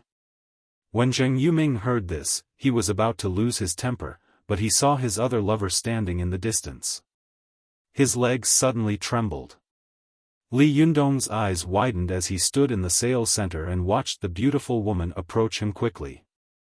Then, with one hand on his waist and the other pointing at Lily, he screamed at Zheng Yuming, "Who is this?" Zheng Yuming's face turned pale. The sales office staff all snickered secretly, but pretended not to look at him. Lily looked at him from the corner of her eyes. "Who are you?" The beautiful woman looked like she was about to go berserk. "I'm his girlfriend." Lily sneered, "Oh. I thought you were his first wife." The beautiful woman went berserk. "Who do you think you are? A shameless slut with broken shoes dares to behave atrociously here?" Lily felt like she had been slapped in the face. Her eyes subconsciously glanced at Li Yundong, but she saw that the boy was standing far away, looking at them as if he was afraid that he would be polluted if he got too close to them. Lily's heart twisted. She smiled bitterly and said, "Yes, I am a shameless whore." "Then what are you?" "A shameless whore?" Everyone in the sales center, be it the staff or the customers, felt a chill run down their spines. What a fierce sentence. Su Chan looked at the two beautiful women in confusion. She turned her head and asked Li Yundong, "What's wrong with them? Why are they cursing each other as soon as they meet?" Li Yundong looked at Boss Zheng with a hint of schadenfreude. He was secretly happy, so he said in a low voice, "The mistress met the mistress." Li Yundong rubbed his chin and said with a heartless smile, "But which one of them is the mistress and which one is the mistress? That's a lot to study." Su Chan blinked her eyes and asked in confusion, "Xiao-san? Xiao-si? What do you mean?" Li Yundong looked at Su Chan and sighed. He stroked the girl's hair with his hand. "Nowadays, innocent girls like you are a national treasure," Su Chan said. "You're right. What does it mean?" Su Chan tugged on Li Yundong's arm and acted coquettishly. The real estate agent who was sitting next to her stared blankly at her adorable expression. Li Yundong lowered his voice and explained with a smile, "It's the third concubine who met the fourth concubine." "Oh," Su Chan said, but she still couldn't understand. "Then why are they fighting?" Li Yundong ruffled the girl's hair and said, "Don't ask. Just watch the show." Su Chan rubbed the top of her head and glared at him. "You're so annoying." While the two of them were talking, Little 3 and Little 4 had already taken up positions, ready to PK. The beauty suspected to be Little 4 couldn't beat Li, who was suspected to be Little 3. She put her hands on her hips and screamed at Zheng Yuming, "Yuming, tell me who she is today." Zheng Yuming obviously wanted to smooth things over, and he didn't want to make a big deal out of it in front of Su Chan, so he smiled apologetically and said, "Oh, Mingming, she's the Li Tsongli I told you about." Li Tsongli sneered and said, "In the past, when you were intimate, you called me Little Lily, but now you're calling me Li Tsongli. Zheng Yuming, I finally see you clearly. Okay, from now on, you go your own way, and I'll go my own way. But let me tell you, Zheng Yuming, you can't give me less than a penny. Otherwise, I'll reveal all your past scandals." Seeing that Li Tsongli had backed down, the beauty named Mingming immediately said arrogantly, Why are you so arrogant?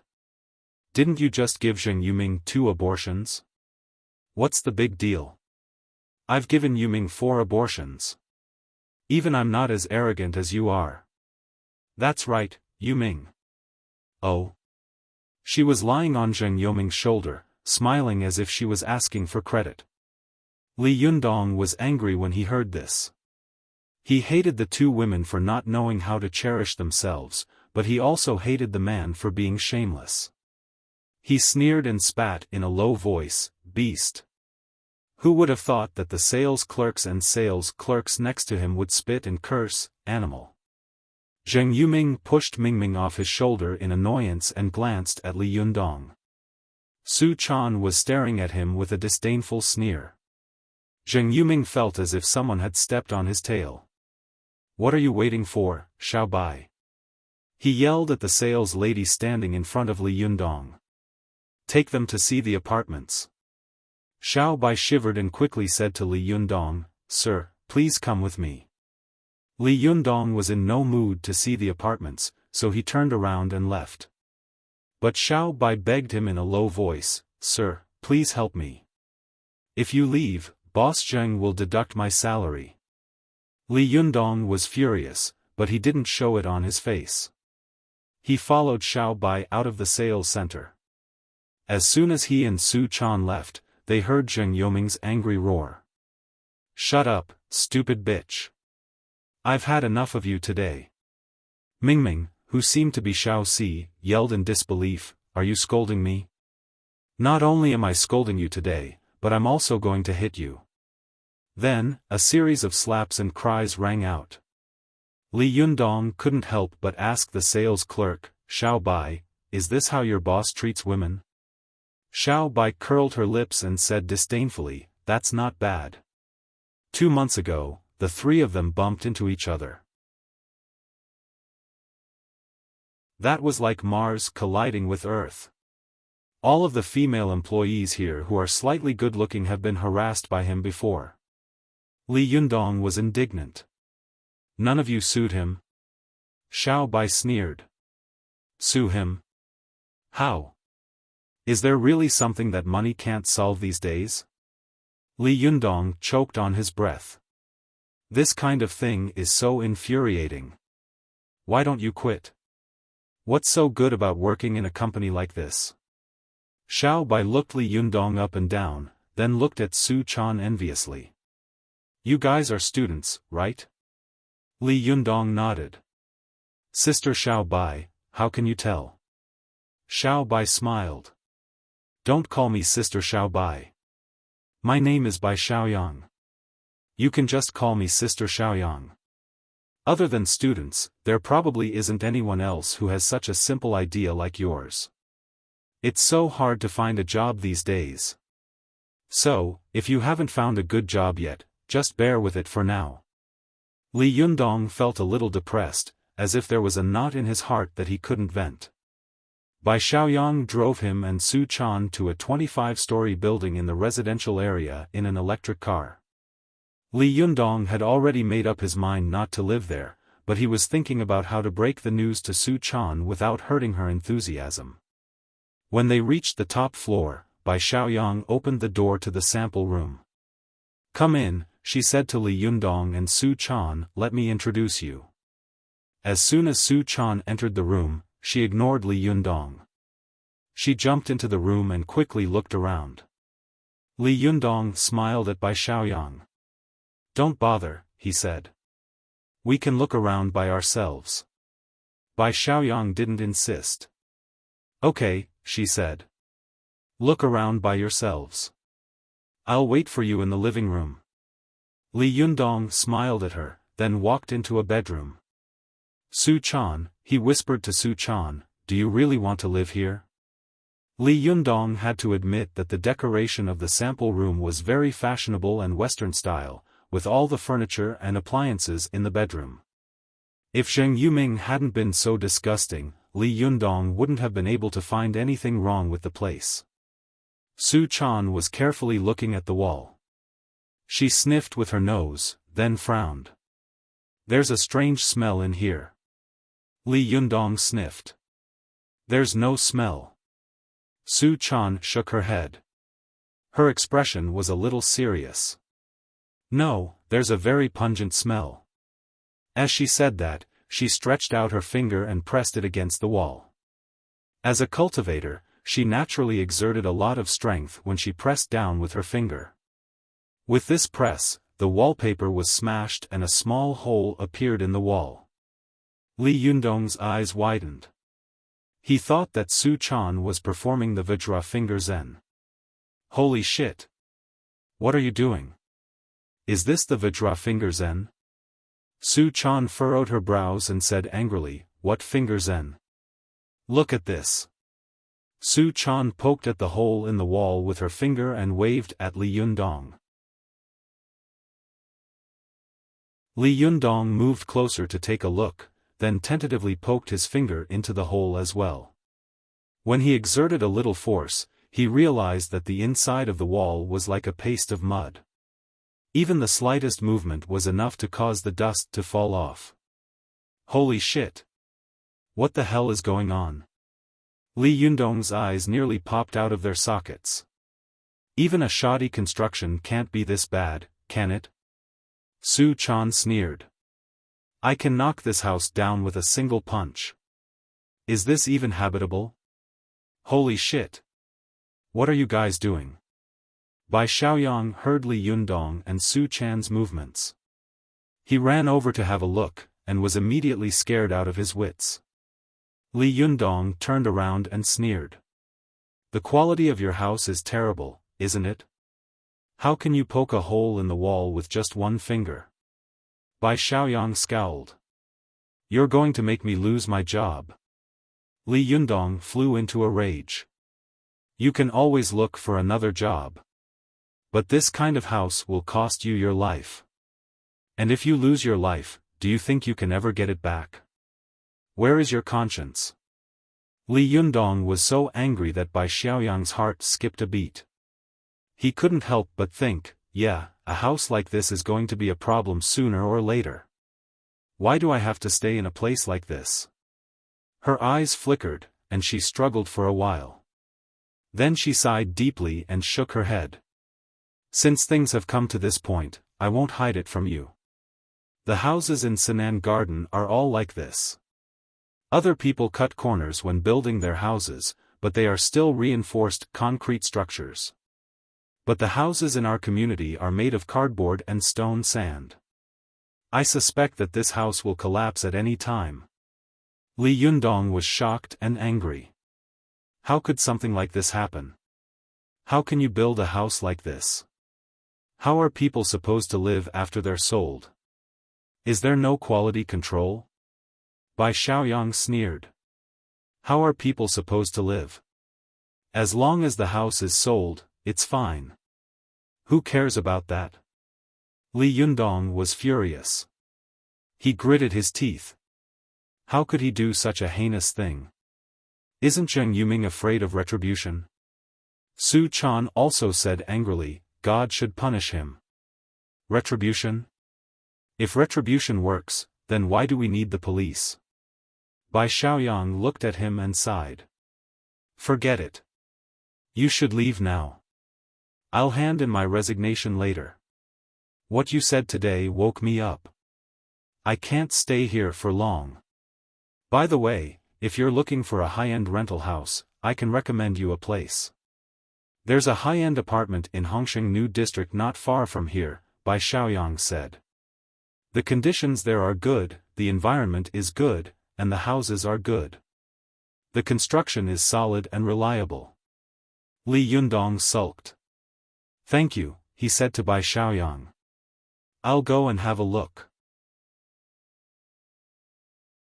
After the three of them walked out of the building, Bai Xiaoyang sat in the driver's seat and said to Li Yundong, You guys aren't going to take the car?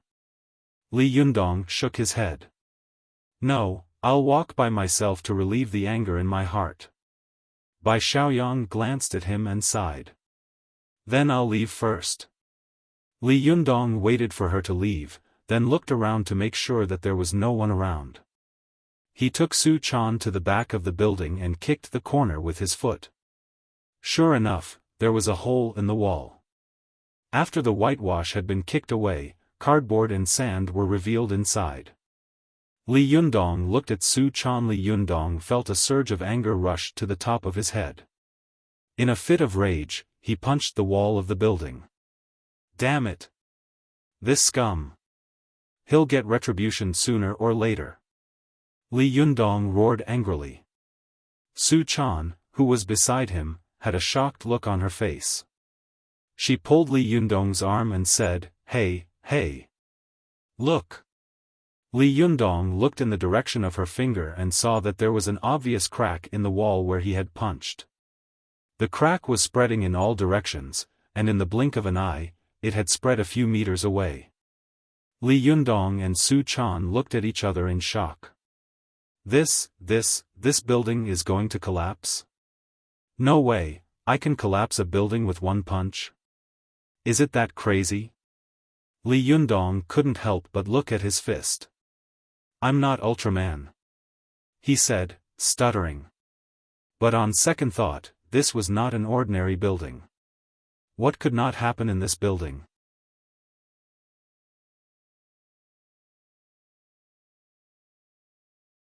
Chapter 45. Thinking of this, Li Yundong grabbed Su Chan's hand and slowed down. Slow down, slow down. Li Yundong lowered his voice and said to Su Chan, otherwise, people will know that we did it. Su Chan wasn't stupid. She nodded obediently and held Li Yundong's arm tightly. From time to time, she would glance back at Li Yundong. Li Yundong didn't know whether to laugh or cry. He knocked Su Chan's head. Idiot, can you be more stupid? You're basically carving the words on your face, I caused this building to collapse. Su Chan covered her head and said pitifully, I just want to know when it's going to collapse. Li Yundong laughed angrily. Are you looking forward to it collapsing? Su Chan nodded vigorously. Yeah. Li Yundong couldn't help but look back. At this time, from the outside, the building was still standing majestically in the same place.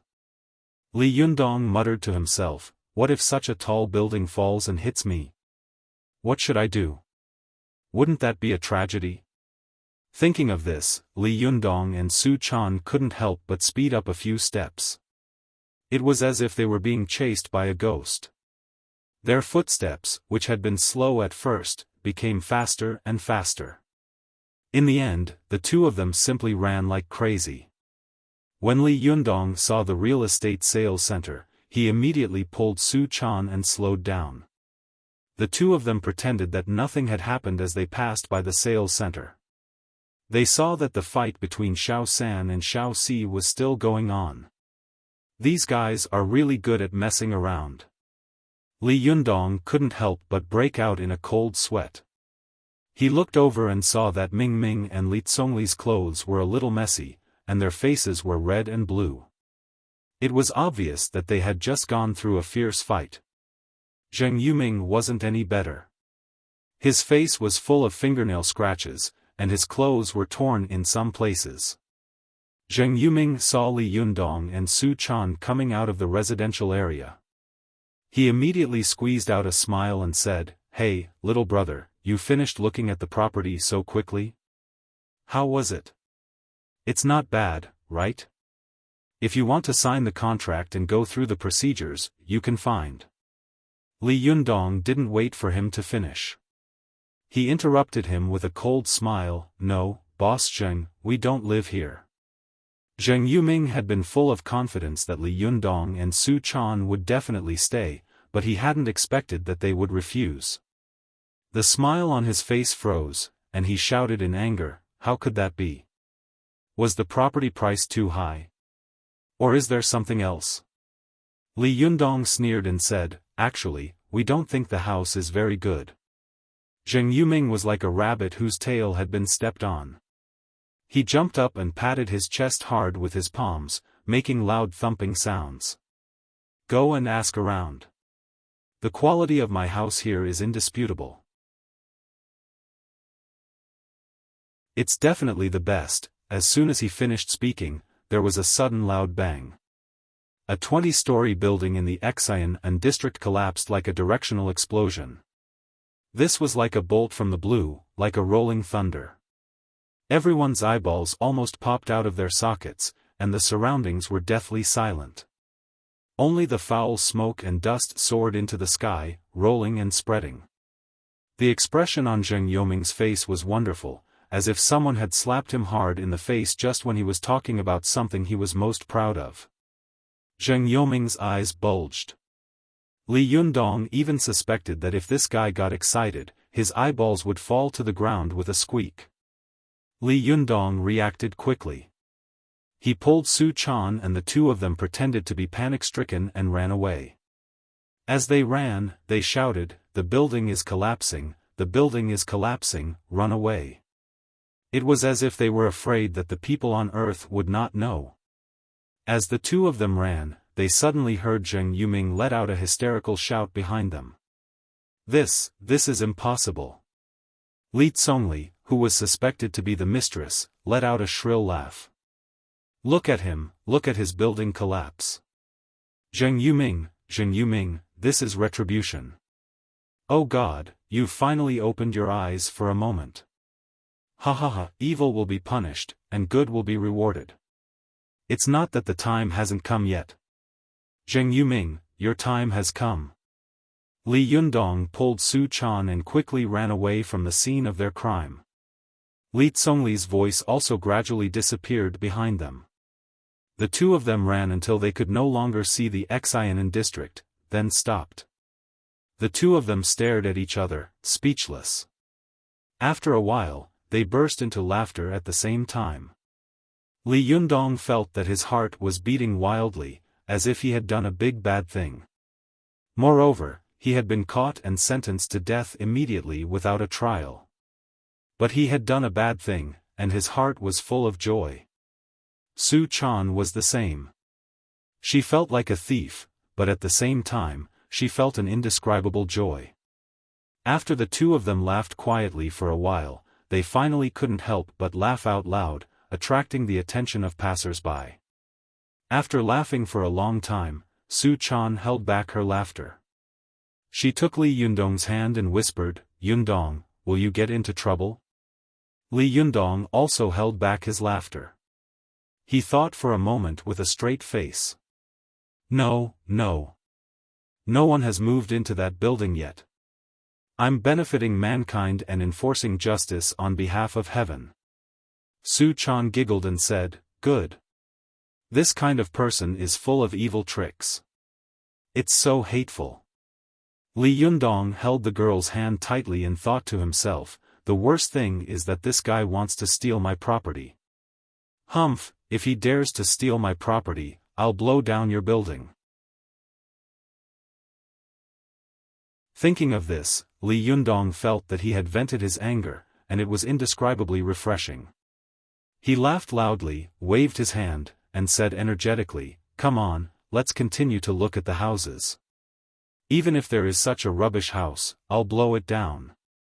The two of them walked far away from the Xiaofan district. Finally, they couldn't hide the pride in their hearts and the expression on their faces. Along the way, they regarded themselves as chivalrous men who enforced justice on behalf of heaven. Their eyes were full of spirit, as if they had done something great. Especially Li Yundong and Su Chan, who from time to time looked at each other and laughed in a way that only the two of them could understand. Fortunately, although the houses they looked at did not satisfy Su Chan, the quality of the houses was not as exquisite as the buildings built by Zheng Yuming. After walking for a while, the two of them went straight to Hongsheng New District, which Bai Xiaoyang had introduced. As soon as they arrived at Hongsheng New District, Su Chan's eyes lit up. In this district, there was a building about 20 stories tall, which stood out from the crowd. The buildings around it were all small multi-story buildings with only 5 stories or so. This was the only high-rise building in the district.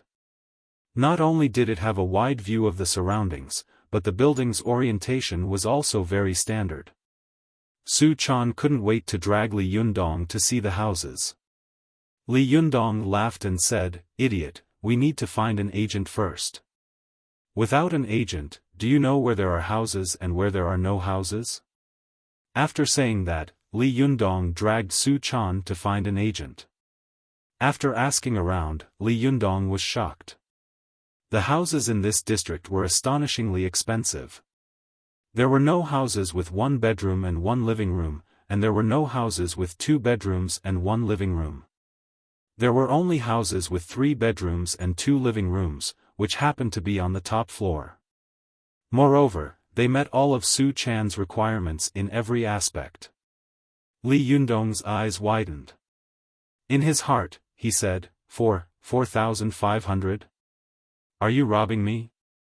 My mom and dad gave me a month's worth of relief, and I've already eaten up the rent. Isn't that just like eating out of pocket? But when the agent showed Li Yundong and Su Chan around to see the houses on the top floor, Li Yundong felt that the 4,500 was worth it. The furniture and decorations in the house were almost all new, and the appliances were all there. It was as if Li Yundong could move in with just a bag. Su Chan wasn't the only one who liked the lighting and the layout of the house. Li Yundong also liked the rich Chinese-style decoration of the house. The agent was smart enough to notice that Li Yundong and Su Chan were only two people, so he figured that it would be difficult for them to afford the rent of such a big house. If you guys are short on funds, you can stay here for now, the agent said. Li Yundong didn't want other people to ruin his and Su Chan's two-person world, and Su Chan didn't want a third party to come between them. Su Chan dodged the agent and gently hooked her finger around Li Yundong's hand. "Yundong," she begged in a low voice, "here, please. Please, I beg you." Li Yundong smiled and patted Su Chan's head. "Don't worry. If you like it, I'll find a way to get you even the moon in the sky. If you say here, then here it is." Li Yundong calculated for a moment. Including the rent and the deposit, he would have to pay around 30,000 yuan a time. He still had 40,000 to 50,000 yuan left, which should be enough to support him and Su Chan for a while. It was almost summer vacation. If he worked part-time, and his parents earned a few thousand yuan a month, he should be able to support himself and Su Chan. Su Chan was overjoyed when Li Yundong agreed. She hugged Li Yundong tightly and beamed. "That's great. That's great." Li Yundong felt the softness and elasticity of Su Chan's chest. He suppressed his desire and impulses, then pointed at his cheek with a smile. "Come on, give me a kiss." Su Chan glanced at the agent in the other room. "No," she said shyly. "There's someone here." Li Yundong didn't really expect to get a kiss, so he laughed. "Okay," he said. "Then when there's no one around, let's kiss as much as we want." Su Chan giggled. Her eyes were full of slyness and seduction. She blushed, twisted her waist, and ran out of the room. Her two braids swayed from side to side. "You're so annoying." Li Yundong's whole body heated up under Su Chan's seductive gaze. He couldn't believe that he had been able to hold back his beastly urges last night. That was a miracle in the Guinness World Record. After paying the deposit, Li Yundong and Su Chan returned to the motel near the school to pick up their luggage. As they were leaving, Su Chan skipped ahead of them. Li Yundong, who was lagging behind, noticed that there was a girl in a pink dress staring at him from the gazebo in the garden of the community. Li Yundong looked at the girl and realized that she was about 15 or 16 years old. She had an indescribable air of elegance about her. Her hair was tied in a ponytail, and her bright forehead was exposed. Her eyes were bright and sparkling. Li Yundong could feel something solid pressing against him wherever the girl's gaze landed. When Li Yundong's eyes met the girl's, it was as if two Mercedes-Benz trucks had crashed into each other. Both of them shuddered and withdrew their gazes. Li Yundong was shocked. "There's actually a girl with such sharp eyes here? Who is she?"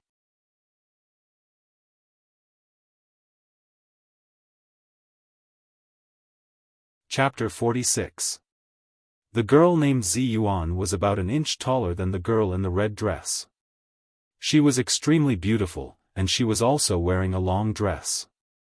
However, the color of the dress was dark purple, and the corners of the skirt fluttered like a fairy, without a trace of the mortal world. The two girls stood in the long pavilion like fairies walking out of a poem or painting. As long as passers-by took a look at them, they would all stop in shock. Zi Yuan's eyes were not as sharp as the girl in the red dress. Instead, they seemed to be covered with a layer of gauze, as ethereal as fog. When she opened her mouth, her voice sounded very cold. "Well, Hongling, what are you looking at?" Hongling couldn't help glancing in the direction where Li Yunyang had disappeared and said, I think I saw a cultivator just now. Ziyuan said lightly, there are as many cultivators in the mortal world as there are hairs on an ox. It's not unusual to meet 1 or 2 outer disciples here. Hongling shook her head. He doesn't look like an outer disciple, but more like an authentic inner disciple. I saw him looking at me from 50 or 60 meters away.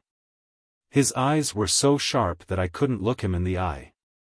Ziyuan's calm face was slightly moved. Oh.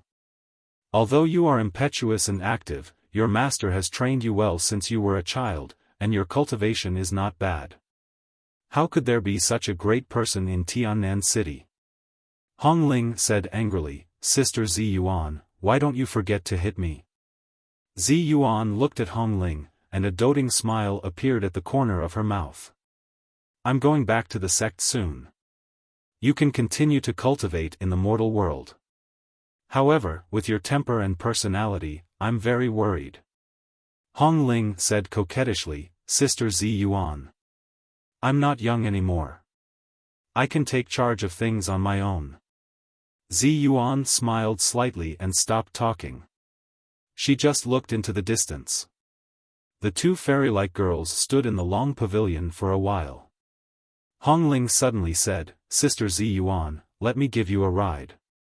Ziyuan said, no, I'll leave now. You have to remember not to disturb the people in the secular world at will. This is the commandment of us cultivators. You can't violate it. Hongling said impatiently, you've said it 1,000 times. Ziyuan shook her head secretly, and a thoughtful look appeared on her face. Hongling had been afraid of her Shiji since she was a child. Seeing that she didn't speak, she tentatively asked, Sister Ziyuan, what are you thinking about? Ziyuan said lightly, nothing. I'm just thinking about the whereabouts of Jindan. Hongling winked at her. Are you still thinking about that psalm? Sister Ziyuan, have you finally fallen in love with him? Not easy at all. Ziyuan was teased by Hongling, but her expression didn't change at all, as if she hadn't heard anything. Her gaze drifted far away, and she muttered in a low voice, where is Jindan? They moved into the new house on the same day. Su Chan was so excited that she ran from room to room when she saw the spacious and bright new home. One moment, she was rolling around on the soft Simmons bed. The next moment, she stretched half of her body out on the high balcony and yelled excitedly. She was so excited that she couldn't stop yelling. Hey, be careful, don't fall. Li Yundong saw that Su Chan was almost hanging from the railing of the balcony. He was so scared that he ran over and grabbed her by the waist. As a cultivator, how could Su Chan be afraid of this? She giggled and turned around, holding Li Yundong's arm excitedly with one hand and pointing into the distance with the other. Like a cheerful little sparrow, she chirped, Yundong, look into the distance. Li Yundong saw that the little girl was so excited that her eyebrows seemed to be flying. He smiled and tapped the tip of the little girl's nose, then looked into the distance. It was evening, the time when the golden crow was about to set and the jade rabbit was about to be born. The sky was filled with colorful clouds that were like red-hot glaze. The colors were gorgeous and varied. At first glance, Li Yundong felt that his horizons had been broadened, and his mind was refreshed. A stream of qi surged from his lower abdomen to his heart, rolling and rippling, making him eager to have a try and have the urge to stretch his neck and roar. Su Chan was an experienced cultivator.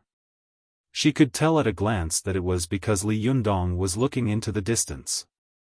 The great spirit of heaven and earth had touched the Jindan's qi in his chest, causing the blood qi in his body to surge and boil, thus giving him the urge to stretch his neck and roar. Many mountain climbers, when they climbed to the top of the mountain, would often have a feeling of swinging their chests to form layers of clouds, determined to enter the birds returning home. I will ascend to the highest peak and look down upon all the other mountains. Because of his heroic feelings, he couldn't help but shout out loudly. 9 out of 10 out of 10, those who let out such a loud cry were young and vigorous. Because the qi in their bodies was strong, they could easily be attracted by the great qi in the world. On the other hand, the old people's qi and blood were already very weak. Unless they took good care of themselves and their qi and blood were still strong, they would not be touched by this kind of qi of the world, let alone have the desire and impulse to cry out.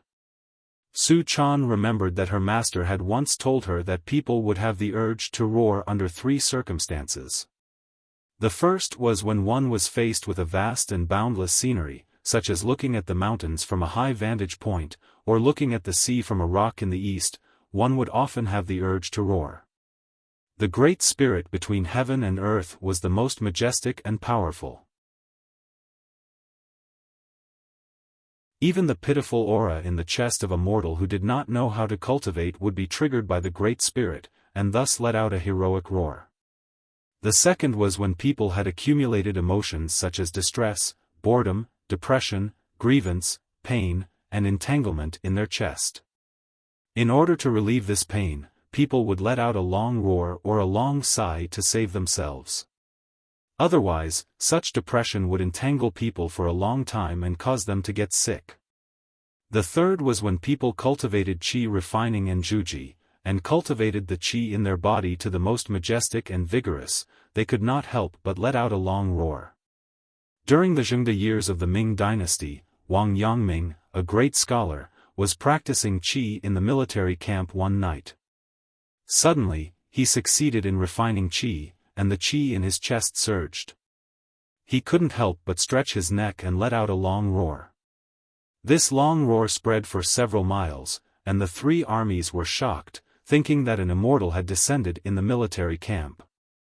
At this time, Li Yundong was not only a mortal who had the blood in his chest seduced by heaven and earth, but also half a cultivator who cultivated qi. The qi in his chest was surging, and he only felt that there was a bulging qi stuck in his throat, like a fish bone in his throat. Li Yundong opened his mouth and was about to let out a long roar.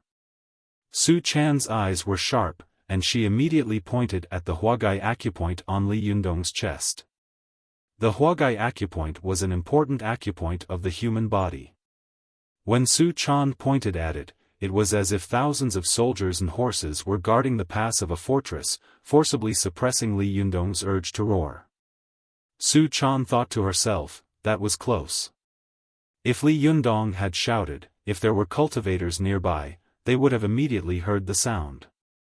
At that time, not only would there be big trouble, but I'm afraid I would also be killed. There were many cultivators cultivating in the secular world, but most of them hid very well. Sometimes, even if 2 families lived next to each other, they might not be able to see that the other was a cultivator. Su Chan was from the Fox Zen school and was proficient in the art of hiding. She could hide the demon qi all over her body, so she dared to follow Li Yundong everywhere. But Li Yundong didn't know that if he shouted and was heard by cultivators, they would definitely come over to watch out of curiosity. But if they looked, they would definitely feel the majestic and powerful Jindan qi in Li Yundong's body. It could be said that Li Yundong had not yet started cultivating. He could rely on the power of Jindan to beat ordinary people, but if he fought against cultivators, he wouldn't even be able to beat one of their fingers. At this time, Li Yundong was like a child walking in the downtown with a golden bowl in his hand. It would be strange if the Jindan qi in his body was not coveted.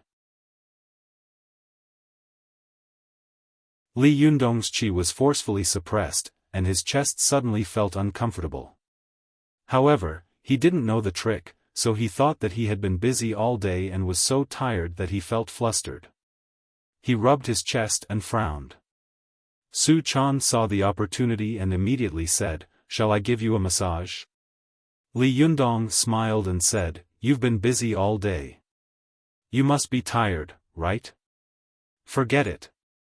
Su Chan thought for a moment and thought, at this time, the yang qi is gradually dissipating and the yin qi is beginning to grow.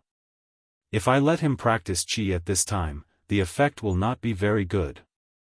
It's better to wait until after midnight. Su Chan didn't insist. She rolled her eyes and said, "Then what can I do for you? Cook rice and boil water?" Li Yundong shivered and hurriedly said, "My little lady, forget it, I'll do it myself." "What do you want to eat?" "I'll make it for you." "But that's so embarrassing," Su Chan said bashfully. "You're the one who does everything." "You're doing nothing," Li Yundong said with a straight face. "You're doing me a favor." Su Chan pouted. "You're so annoying." Then she rushed into the bedroom. Li Yundong laughed and went to the kitchen. He rolled up his sleeves and prepared to cook a delicious meal with the ingredients he had bought at the supermarket downstairs. When it was past 6 p.m., Li Yundong was done cooking 3 dishes and a soup. The two of them sat in the bright, spacious dining room. They looked at each other and smiled warmly at the same time. Li Yundong looked at the beautiful girl in front of him, and then at the spacious and stylish new home. An indescribable feeling of joy and happiness welled up in his heart. This must be the feeling of home, right? Li Yundong sighed. It's too bad this house isn't mine. I'm going to buy a house like this when I'm rich. Su Chan nodded vigorously. You'll only get better and better in the future. A house is nothing. Li Yundong didn't know that Su Chan was referring to his cultivation. He thought she was referring to his ability to make money. He laughed and pushed a dish in front of him toward Su Chan. This was Li Yundong's favorite dish, beer duck. Not only was it delicious, but it also looked great. Su Chan couldn't help but drool at the sight of it. However, she was too embarrassed to eat it alone, so she just picked up a piece of duck meat and put it in her bowl. "Don't be shy," Li Yundong said. Su Chan picked up another piece of duck meat, blushing shyly. Li Yundong was puzzled by her delicate appearance. Didn't this girl used to wolf down her food? Why is she acting like a pretty girl from a humble family today? I'm not used to it. Are you serious? Li Yundong tried to persuade her again. Are you afraid of getting fat? Take more. Don't tell me my cooking doesn't taste good. Don't. Before he could finish, Su Chan pushed the bowl with the 2 pieces of beer duck meat in front of him, then pulled the large plate of beer duck meat in front of her. "I'm sorry," Su Chan said shyly. "Thank you. F***ck. Li Yundong's face twitched. Flustered and exasperated, he tried to snatch the beer duck meat in front of Su Chan. "You really did it. Hand it over now, you stupid girl, and I'll spare your life." Su Chan shielded the dish in front of her like a pet protecting its food. She bared her teeth at Li Yundong and said, "No, no. I won't hand it over even if I die." After that, she grabbed the plate, turned around, and swallowed a few mouthfuls of the duck meat. Li Yundong laughed angrily. "Hey, slow down," he said. "It's hot. Don't burn yourself to death." Su Chan turned her face away and made a face. "I won't let you eat it even if it burns you to death. Who told you to cook so well?"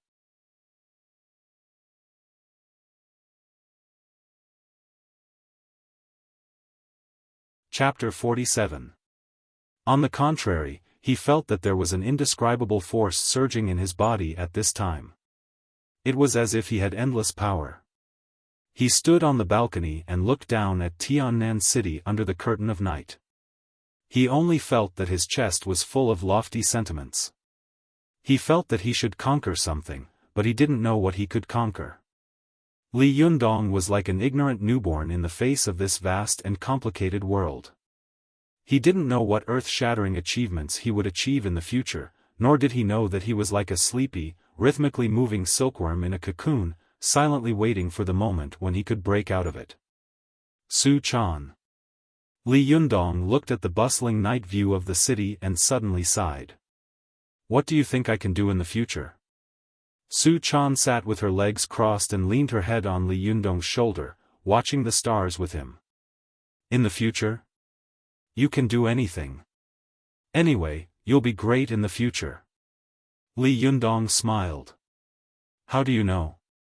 When I was kicked out by the landlord that day, I swore to myself that I would make a name for myself in the future and show those snobs who look down on me. But now that I've calmed down, I realize that I don't know anything after so many years of studying. This university is really a tragedy among tragedies. Su Chan raised her head and blinked at Li Yundong. She thought to herself, now you have great power with every move you make. You haven't practiced for a day, but the Jinqi in your body has already surpassed most cultivators in the secular world.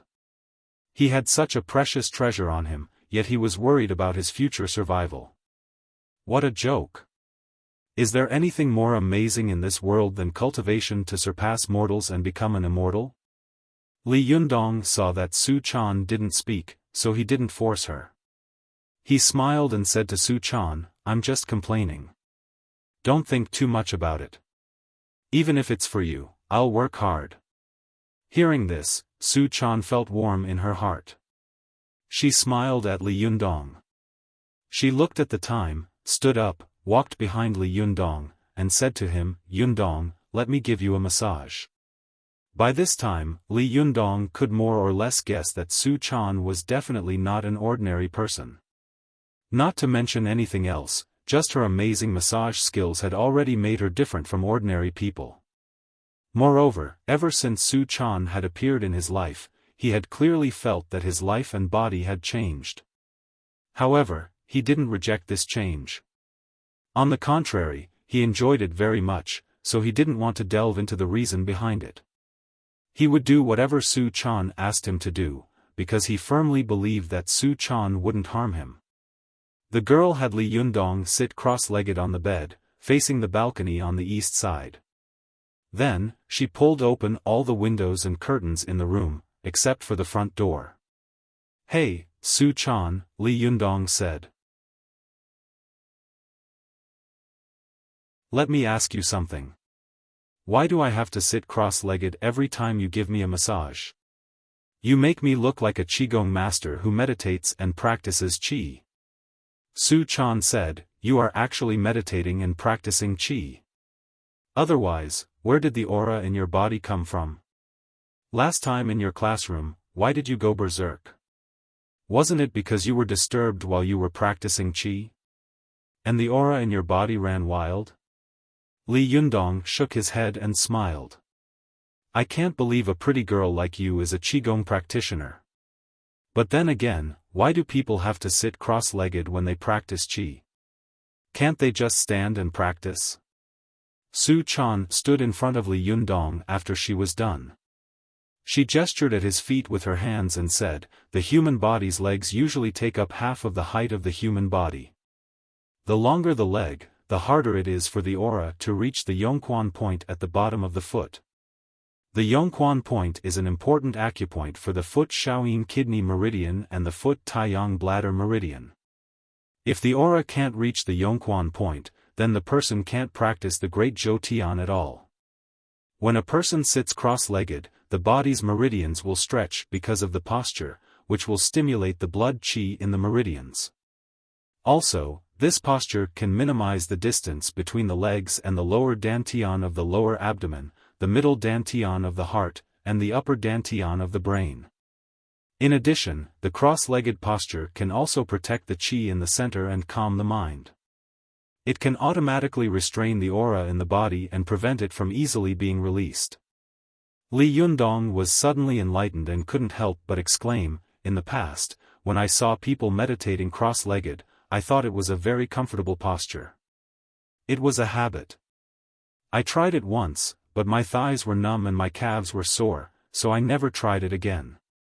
But after hearing what you said today, I finally understand the principle of cross-legged meditation. Su Chan, I think you are the real amazing one.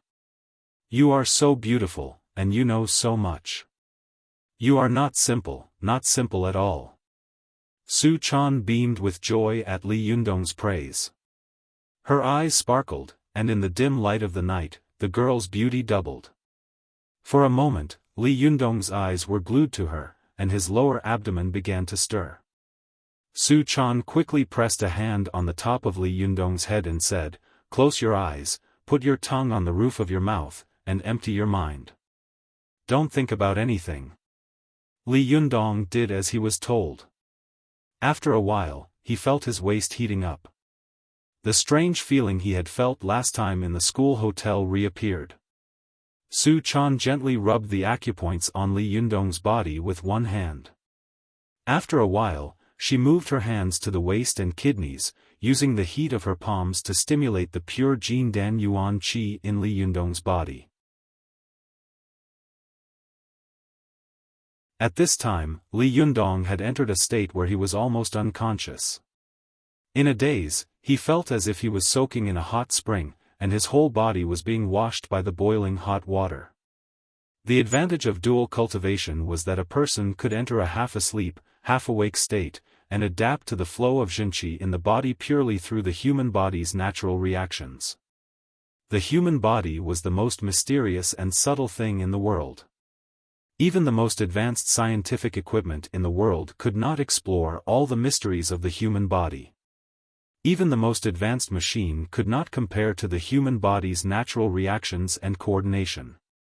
Only when the human body was in the purest state of natural reactions could the Jinqi cultivated by the human body be the purest and most authentic, comparable to the Xiantian Jinqi that a person brought from the womb. But self-cultivation under such circumstances could easily lead to qi deviation. But with a Taoist partner as a companion, one could sleep at ease and achieve the effect of 1 + 1 is greater than 2. Su Chan keenly sensed that a large amount of pure Jin Dan Yuan Qi was slowly accumulating in the upper dantian of Li Yundong's brain. At the same time, the Baihui acupoint on the top of his head was slowly opening, and a faint white mist, almost invisible to the naked eye, rose from the top of his head. At this time, Su Chan knew that Li Yundong had finished accumulating Yuan Qi. As long as she slapped the top of his head, the accumulated Jinqi would immediately converge into the other meridians of Li Yundong like a flood, forcing him to break into the great Zhoutian cultivation. Su Chan took a deep breath and spat out a mouthful of white air from her red lips like a sharp arrow. A faint cyan airflow rolled in the palm of her hand, and then she slapped the Baihui acupoint on the top of Li Yundong's head. Boom! Li Yundong's body trembled violently. He felt as if he had been enlightened, and a stream of hot water was poured down from head to toe. This feeling was really comfortable in both body and mind, intoxicated, and refreshing. Li Yundong's face was flushed, and the meridians from head to toe were bulging everywhere. The qi rising from the top of his head suddenly became thick. Originally, it was almost invisible to the naked eye, but now it was clearly visible to the naked eye. It was as thick as a baby's little finger, steaming up and gathering. Su Chan looked at Li Yundong nervously. She knew that this qi was the scene of the qi boiling above the head when the ancient cultivators described the 3 flowers at the top. Once he could pass this level, Li Yundong would enter the great Zhoutian cultivation. This steam lasted for about a minute. Suddenly, Li Yundong's whole body trembled, and his hands and feet trembled as if he was about to stand up and dance. Su Chan thought to herself, this is the Jindan Jinqi attacking Li Yundong's 12 meridians after opening up the other 6 extra meridians, except the Ren meridian and the governing meridian. I don't know if it will succeed tonight. She was worried when she suddenly saw Li Yundong jump up, raise his head, and roar. It was so fast that even she couldn't stop it. This long roar was clear and loud. It spread far away, like rolling thunder, and also like the roar of a tiger in the deep mountains. Hong Ling, who also lived in Hongsheng Garden, suddenly woke up from her meditation. She opened her eyes in surprise, sneered secretly, and guessed disdainfully, which cultivator has succeeded in qi training and made such a whistling sound? Is he afraid that the world won't know? What is he showing off? But after a while, Hong Ling was surprised to find that the long roar did not weaken. Instead, it became louder and louder, like a surging torrent, with twists and turns. Every turn could make the waves rush to a higher peak. Where did this disciple of a famous sect come from? How could he be so good? In the eyes of Hong Ling, an inner disciple of a famous and upright sect, this must be a long roar that had the guidance of a famous teacher and was an amazing cultivator. Hong Ling found that the long roar had lasted for 5 minutes and did not stop. It was even getting louder and louder. She couldn't help but change her face. She quickly walked to the balcony and looked in the direction of the sound. But very quickly, Hong Ling's expression became more and more shocked because this long roar had continued for 10 minutes. Moreover, this roar was continuous, like a vast and mighty group of mountains or a surging sea. It was majestic, vast, and showed no signs of stopping.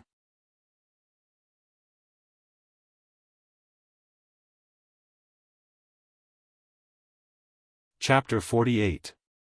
Hong Ling was so shocked that she couldn't control herself. She couldn't wait to rush to the place where the roar came from and see who was cultivating in seclusion here. I don't even know that there's such a powerful senior living next to me. Hong Ling blamed herself in her heart. I have to visit him another day. However, on second thought, this senior has obviously cultivated qi this night. His long roar has disturbed the neighbors. It's a question whether he will still be here tomorrow. No, I have to go and see. Hong Ling made up her mind. She took out a 6-inch long piece of red silk from her waist. With a shake of her hand, the red silk turned into a red light and flew out of the window. This red silk emitted a faint fluorescent light that was difficult to see with the naked eye. In the middle of the night, no one would notice that this red silk floating in the air was actually a magic item. After Li Yundong let out a long roar, he felt refreshed and comfortable. He sighed and said, "It's so cool."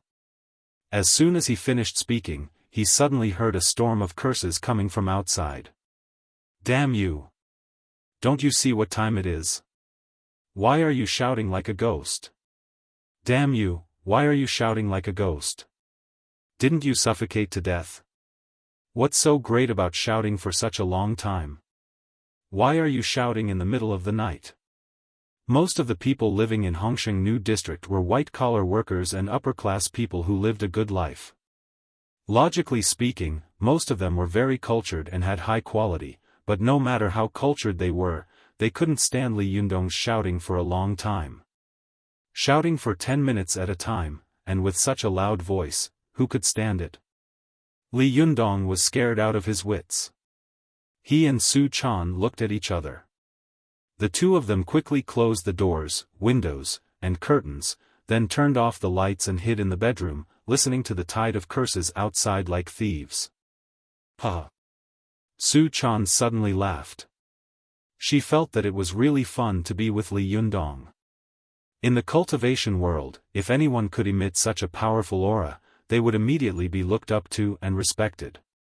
But in the secular world, Li Yundong's voice had actually attracted an overwhelming amount of curses. Seeing Su Chan's laughter, Li Yundong smiled bitterly and said, "These guys have been cursing longer than I have." Amidst the curses, Hong Ling's magical item floated to a position less than 5 meters away from Li Yundong's balcony. According to Hong Ling's judgment, the long howl should have come from there. However, Hong Ling was unable to determine which household it came from. Logically speaking, when a normal cultivator practiced qi, they should open the windows for ventilation.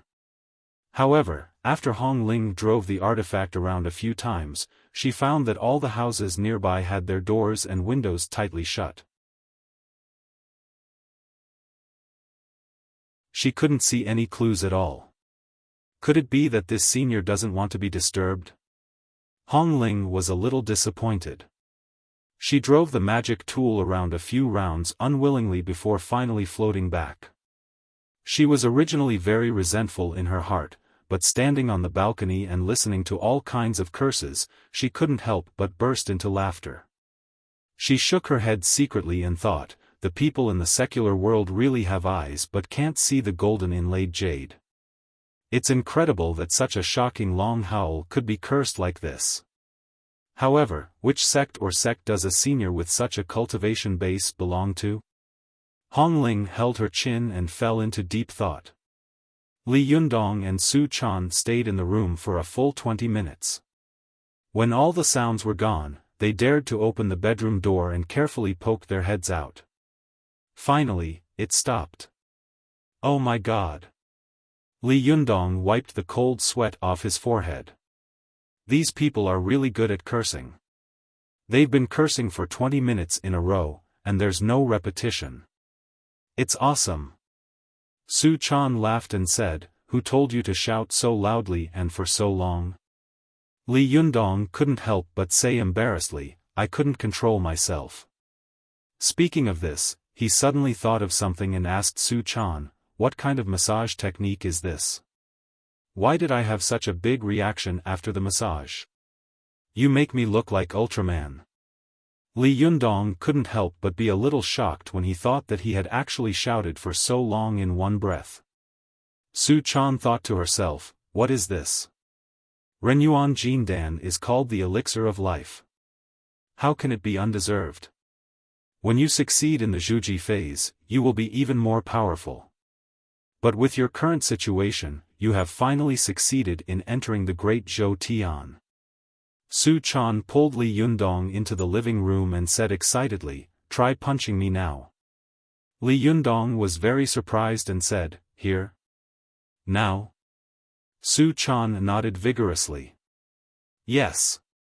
Li Yundong said, "Well, where do you want to punch?" Su Chan said, "Anywhere is fine." Li Yundong nodded, but this time he was careful.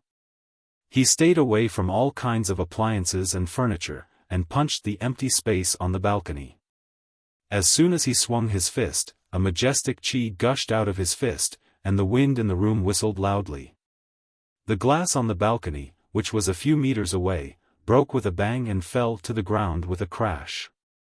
A few pieces of glass also fell downstairs, causing a sudden burst of shouting and cursing. Li Yundong was shocked and couldn't help but look at his fist. How is this possible? What is going on? Su Chan was so happy that her eyes turned into crescent moons. She thought to herself, "This is great. He has also completed the Great Zhou Tian. Renyuan Jindan is really powerful. Li Yundong is really making rapid progress. If other cultivators find out about this, won't they die of envy?" Now, Li Yundong had completed the cultivation of channel expansion, qi condensation, and free movement. He had entered the advanced realm of the second qi refining. Next, Li Yundong only needed to complete the 3 subjects of introspection, visualization, and lotus throne. Then he could break through the second qi refining and enter the third qi refining realm. And as long as Li Yundong completed the spirit concentration realm, he would face the most important hurdle for cultivators, the Zhuji phase. As long as Li Yundong succeeded in the Zhuji phase, he would be a cultivator who had entered the next level. Su Chan's thoughts were a little far-fetched. When Li Yundong succeeded in the Zhuji phase, she would probably be able to tell him about her life, right? At that time, she could also go on a trip with him to various famous mountains and rivers to cultivate, and become a pair of immortal Taoist companions who would be the envy of others. Su Chan's thoughts were a little far-fetched. The corners of her eyes were soft, and her heart was surging, her thoughts lingering. She couldn't help but feel a little weak when she thought about it. She softly fell into Li Yundong's arms. Li Yundong's mind was full of questions, but when he saw Su Chan falling toward him, he subconsciously reached out to catch her. Girls were light to begin with, and when they became emotional, they became even more soft, as if they had no bones. Under Su Chan's guidance, Li Yundong successfully broke through the Zhuji phase and entered the advanced realm of qi refining. At that moment, the yang qi in his body was boiling and surging, full and vigorous. Su Chan had a body of extreme yin, and as soon as it came into contact with Li Yundong's vigorous yang qi, her eyes became even more seductive, and she let out a moan. Li Yundong felt like his head was about to explode. The beauty in his arms was like a whirlpool of an abyss, pulling him in. He unconsciously lowered his head and pecked the girl's small, cherry-like mouth, as if it was jelly. Su Chan giggled and twisted her body. She stuck out her lilac tongue and licked his lips. Then, she quickly retracted her head and giggled as if she had just pulled off a terrible prank. Su Chan chuckled and twisted her body, twisting her body and twisting her body. The little fox was like a dancing flame, causing Li Yundong's body to surge with desire. He chuckled and bent down to pursue her. The two of them tangled with each other for a while. Su Chan panted and put her hands on Li Yundong's chest. "No, no, no," she whispered. Li Yundong felt like his body was on fire. He smiled bitterly and said, "No way. I'm about to burn up. Don't you know that?" Su Chan chuckled. Her seductive demeanor made Li Yundong want nothing more than to have sex with her. She saw that Li Yundong's eyes were gradually losing his sanity and becoming more and more animalistic. She immediately said nervously, "Yundong, you can't. You really can't." Her appearance made Li Yundong feel like a bucket of cold water had been poured over him. He sat up straight and said, "Fine." Su Chan saw that he was unhappy, so she hugged him and kissed him. Then, she rubbed his shoulders and back. "At least not now," she said. Li Yundong could see that there was a hidden meaning in Su Chan's words. He was secretly happy, but he pretended to be unhappy. "When can I do it?" Su Chan looked shy. She twisted her waist and ran into her bedroom. Before she closed the door, she turned her head and smiled. "I'm not telling you. You can guess for yourself." Li Yundong's heart skipped a beat. He felt that this girl was simply a seductress who specialized in subduing all men in the world. From head to toe, there was not a single part of her that was not charming. Even a look from her could make people burn. Ah, this is probably a beautiful and happy cohabitation, right? Li Yundong thought of some soap operas he had watched and couldn't help but sigh. He felt proud and satisfied. From then on, the prince and the princess began living together shamelessly. Li Yundong whispered with a smile. He walked to the balcony and looked at the broken glass. He couldn't help but smile bitterly. "Well, I just moved in, and now I'm breaking it again. I have to find someone to fix it tomorrow. However, when can I push down this greedy little beauty?" Li Yundong fell on the bed and sighed. He felt that he was really useless. All he wanted to do was sleep with the little girl. But Su Chan was also rolling on the bed with the pillow in her arms. She was not thinking about the things that happened in Mount Wu. She was thinking about the beautiful days when she and Li Yundong would become an immortal couple, travel around the world, and visit all the famous places. Thinking about the beautiful things, the girl couldn't help but giggle, hugging the pillow, her eyes full of longing for a beautiful future. The two of them tossed and turned in their own rooms that night, unable to sleep. They didn't fall asleep until late at night. The next day, Li Yundong was woken up by the ringing of his cell phone. He grabbed the phone in a daze and said impatiently, "Hello? I'm sleeping now. If there's something to report, if there's nothing to report, the court is dismissed."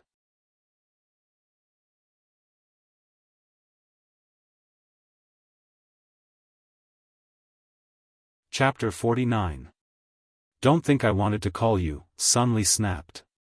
"If it weren't for the fact that the city leaders are coming for an inspection today, I wouldn't even be talking to you." Li Yundong yawned. "The city leaders? Do they have nothing better to do? What the hell are they doing at our school?" "The exchange day is in 2 days," Sun Li said.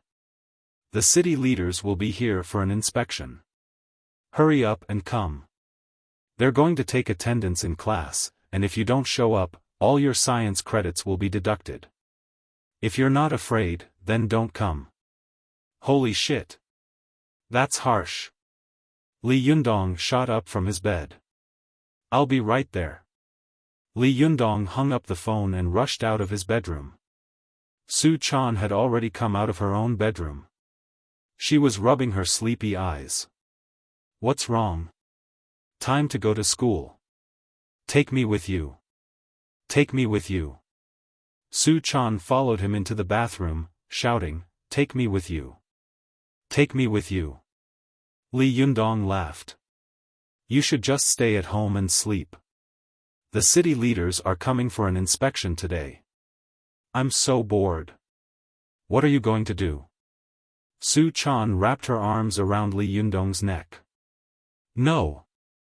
You promised me you wouldn't leave me behind.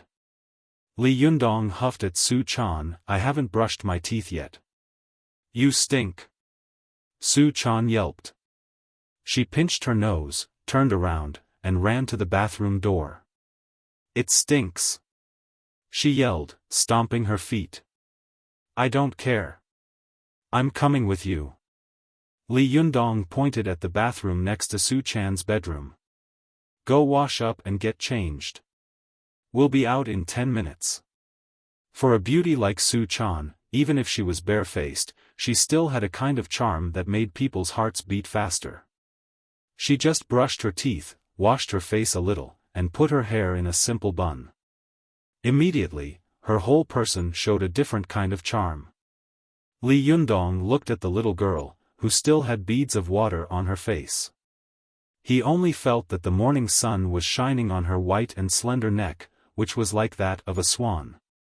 It made her look like a jade statue carved out of white marble, pure and charming. The two of them left the house. Li Yundong hailed a cab and headed to school. When he arrived at Tiannan University, as soon as he got out of the car, he saw a banner hanging high in front of the school gate. It read, Welcome to Tiannan University leaders for an inspection. Li Yundong curled his lips, shook his head, and sneered, what a national style. After paying the taxi fare, Li Yundong rushed to the classroom with Su Chan. As soon as they arrived at the teaching building, Li Yundong found that there were a lot of people gathered there. Most of them were girls, all dressed in school uniforms and with light makeup on their faces. They were chattering about something. You're here, Sun Li said in a hushed voice as soon as she saw Li Yundong. Li Yundong pointed at the crowd. What's going on? A look of displeasure appeared on Sun Li's face. Don't even mention it. I don't know which idiot came up with the idea to have our students dress up as hostesses and greet the leaders. Li Yundong laughed and said, You're really talented. Sun Li rolled her eyes. How dare you gloat over my misfortune? Beware of retribution. Li Yundong smirked. There's no way they're going to make me a hostess anyway. Sun Li shook her head. Oh, I admit defeat. You really don't care what happens to you. I'm going to get back to work. Don't cause any more trouble today. If anything goes wrong, even God won't be able to save you. Li Yundong sighed. It's not that I want to cause trouble, it's just that a man like me always causes trouble wherever he goes. Sun Li burst into laughter. You're so shameless. As soon as Sun Li left, Feng Na showed up. She spotted Li Yundong and ran over to him with a surprised expression. You're here too? I've been looking for you for a long time. Li Yundong smiled. What can I do for you? The round-faced beauty sighed.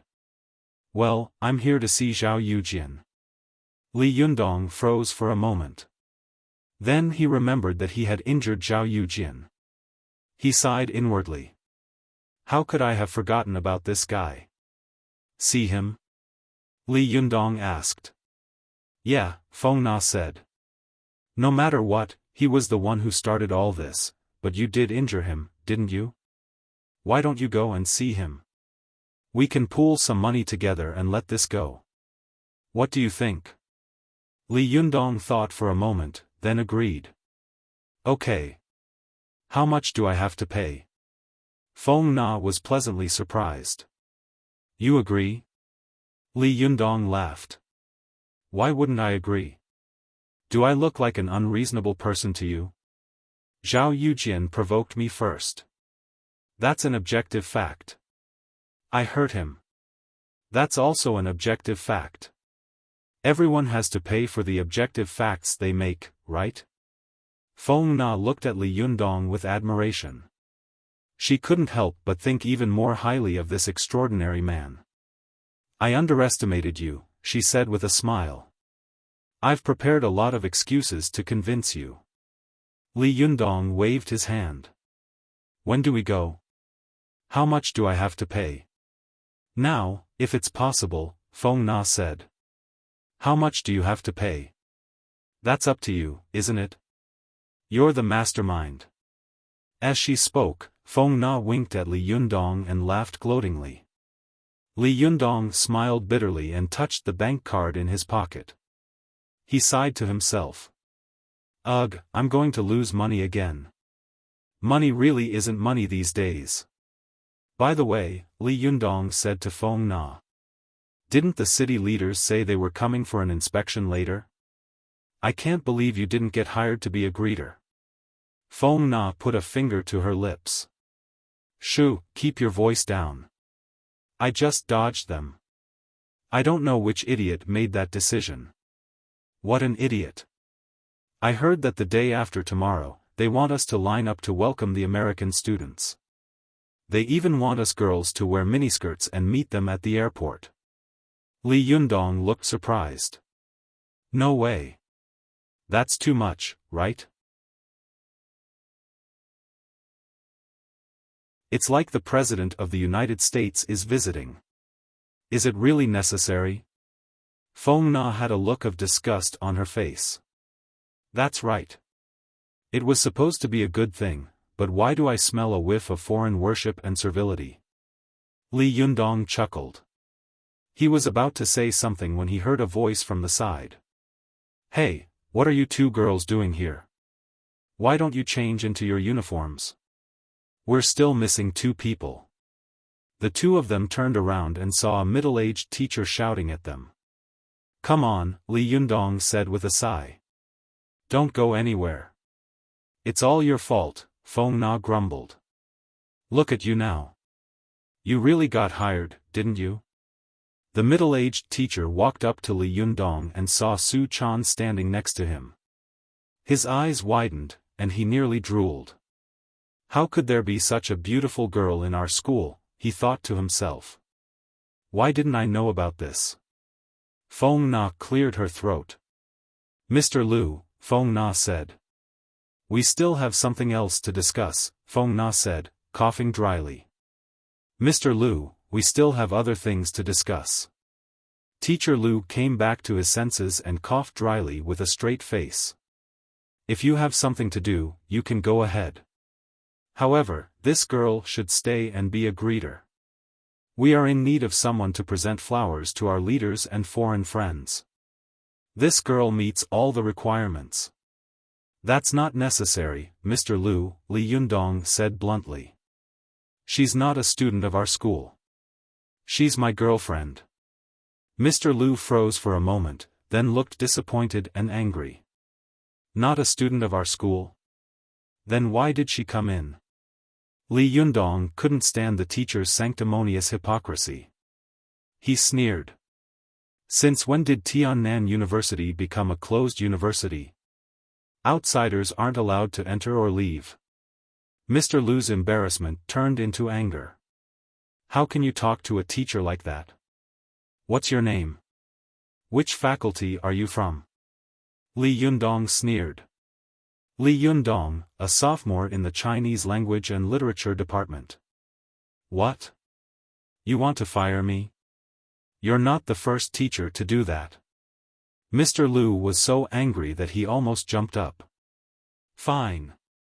Fine. Li Yundong sneered. Fine. Fine. If there's nothing else, I'm leaving. Li Yundong waved at Feng Na. Hey, are you coming or not? Feng Na's eyes widened in shock. She had never imagined that Li Yundong would be so angry. He actually got into a fight with his teacher just like that. "How dare you?" Feng Na said. She turned around to look at Mr. Lu, who was still cursing and swearing at Mr. Lu. "How dare you go against a teacher? You're so strong. You're my idol." Li Yundong sneered. "Look at the way he looked at Su Chan just now. I'm already being nice by not beating him until he can't even take care of himself. How dare he call himself a model teacher?" Su Chan didn't stay idle either. She fanned the flames. "Do you want me to go kick his balls?" Li Yundong and Feng Na felt a chill run down their spines. "Calm down." Li Yundong said hurriedly. Su Chan grabbed Li Yundong's hand. "I'll stand up for you." Li Yundong smiled wryly. "You might be standing up for me, but I'm going to have to pay for it." He pinched Su Chan's nose. Feng Na looked at Su Chan, then at Li Yundong. She didn't know why, but she suddenly lost interest. "You guys are so close," she said sourly. Li Yundong smiled modestly. "Just as so. I'm number 3 in the world. Nana." As the two of them were walking, they suddenly heard a voice. Feng Na turned her head and saw that it was her best friend, Cheng Cheng. "Cheng Cheng. You snuck out too?" Feng Na was pleasantly surprised. She grabbed Cheng Cheng's hand and cheered. Cheng Cheng patted her ample chest and sighed. "How could I not? Those idiots actually told us to shout welcome words." "What welcome, welcome, warm welcome?" Li Yundong and Feng Na burst into laughter at the same time. Li Yundong laughed so hard that tears welled up in his eyes. He gave Cheng Cheng a thumbs up. "Who came up with that welcome speech? It's so King talented. It's a combination of Chinese and Western." Feng Na convulsed with laughter. "Then should we shout, good study, day up? Study hard and make progress every day."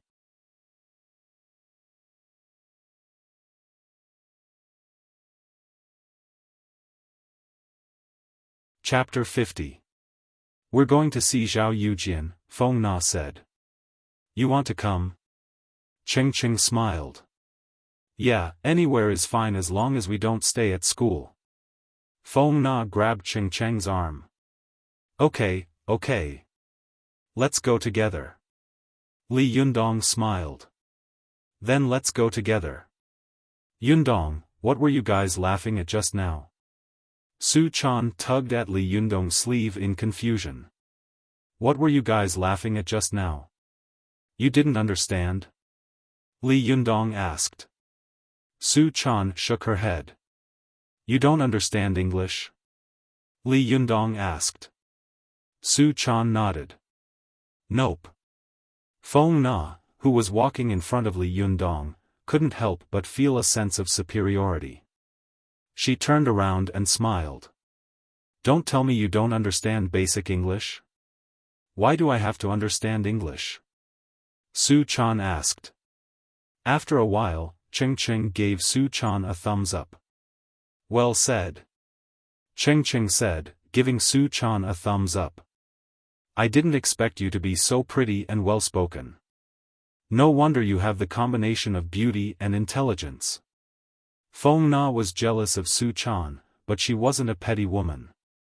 She smacked Cheng Cheng with a smile. "That's disgusting."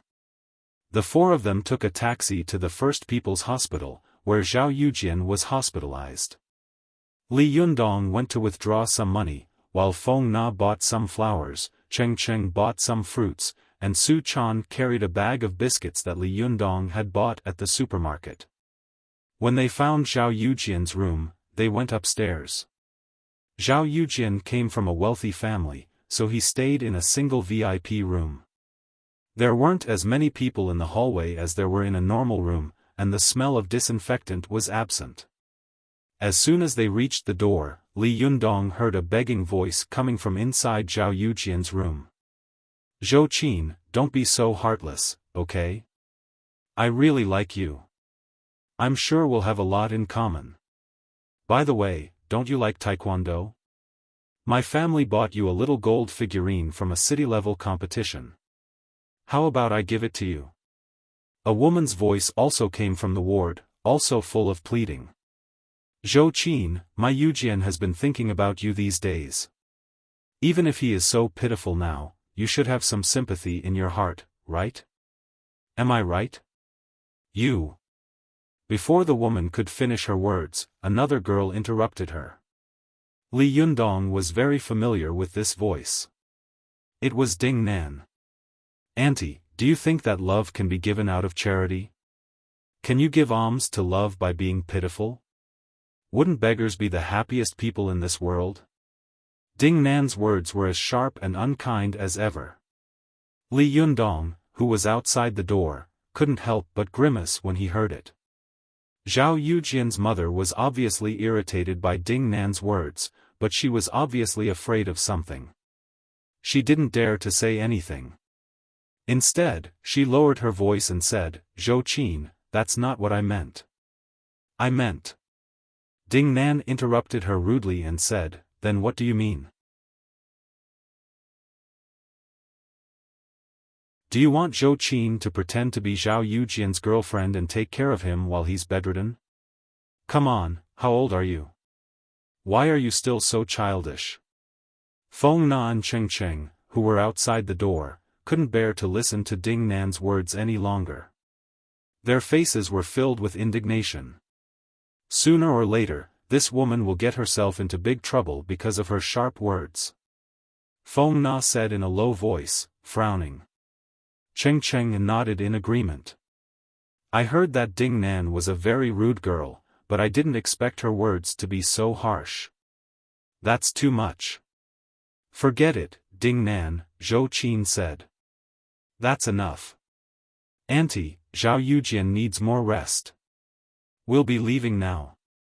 After that, Zhou Qin walked out of the ward without a trace of hesitation. As soon as she reached the door, she was surprised to see Feng Na and the others standing there. Zhou Qin frowned slightly, clearly unhappy that they had overheard what she had just said.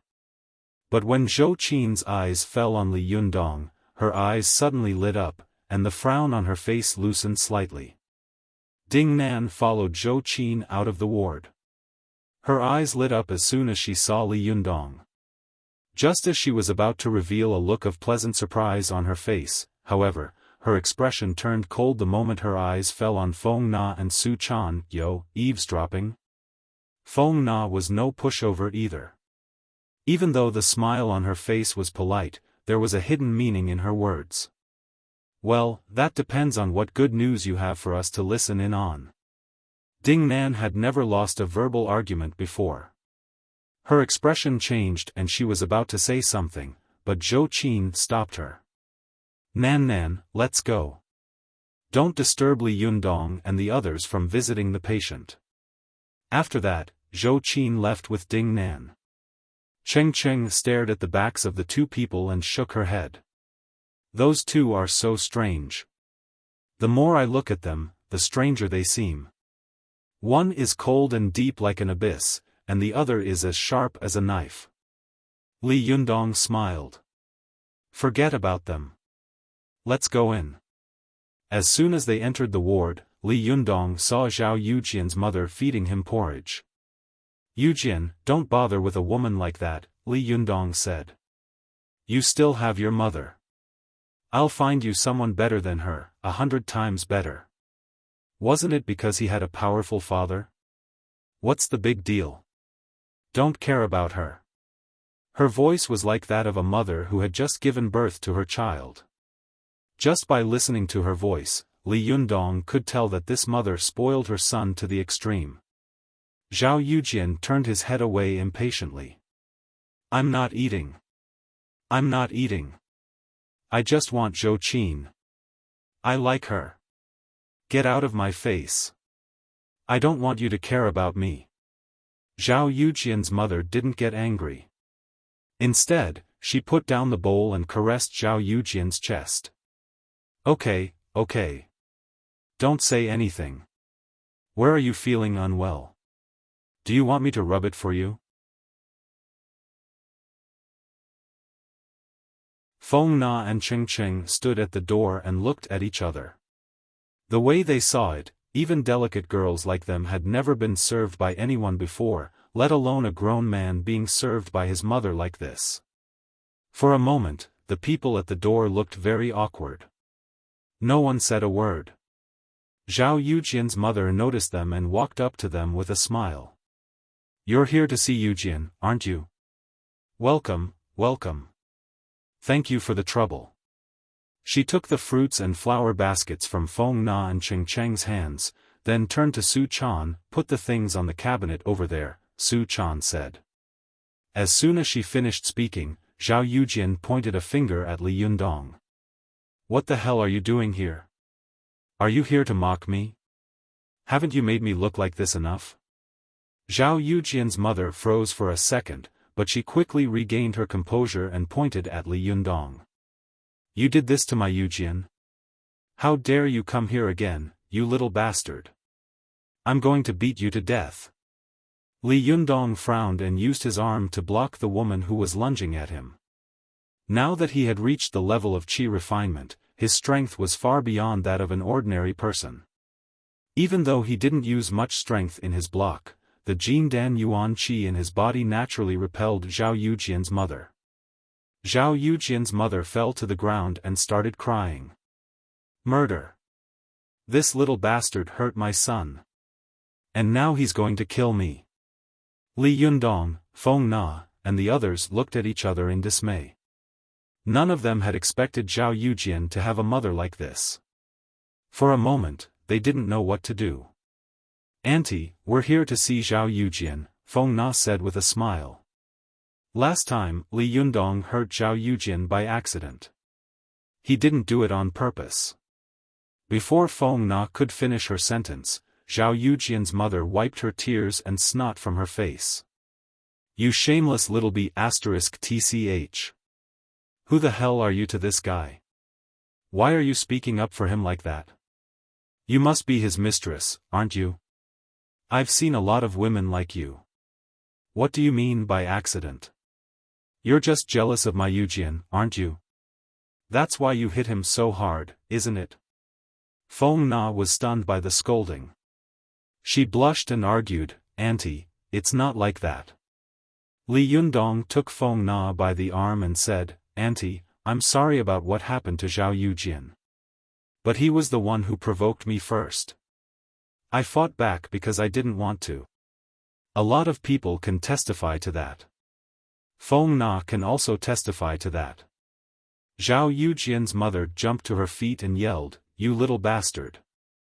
You're slandering me. My Yujian has always been well-mannered since he was a child. There's no way he would lower himself to the level of a little bastard like you. Who can testify to that? Her. She's your mistress. Of course she'll testify for you. How dare you bring that up? Li Yundong couldn't take it anymore. Anger bubbled up in his chest. Auntie, no matter what, he said. Zhao Yujian broke his calf. I apologize. I'll pay for his medical fees. Li Yundong said. Zhao Yujian's mother spat a mouthful of phlegm on the ground, interrupting Li Yundong's words. Look at how poor you are. You think you can afford it? Don't even talk about the medical fees. Even a strand of my son's hair is worth more than you. Get out. I don't care about your money. Get out. Use the money to buy a coffin for your family. Feng Na and the others were stunned. They never thought that this kind and gentle mother would turn out to be so fierce. She was like a completely different person than when she was with Zhou Qin. While they were still in a daze, Zhou Qin suddenly appeared at the door again. Zhao Yujian's mother, who had been cursing Zhao Yujian a moment ago, suddenly looked kind again. Zhou Qin, she said, looking embarrassed. Why are you back? Zhao Yujian, who was leaning against the bed, glared at Li Yundong. His eyes were filled with sadness and anger.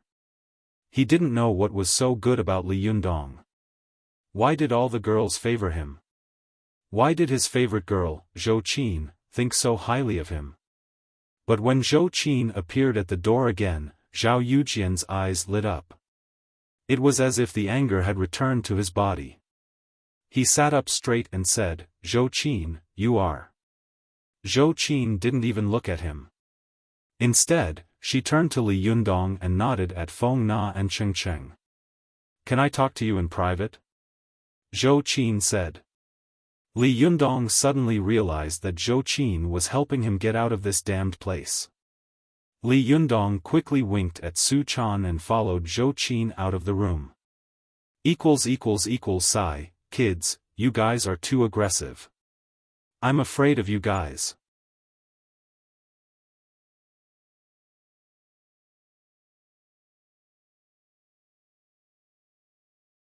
Chapter 51. Even though Cheng Cheng hadn't been scolded to her face, she was still furious. What an ungrateful bastard, she said. I've finally seen through this Zhao Yujian.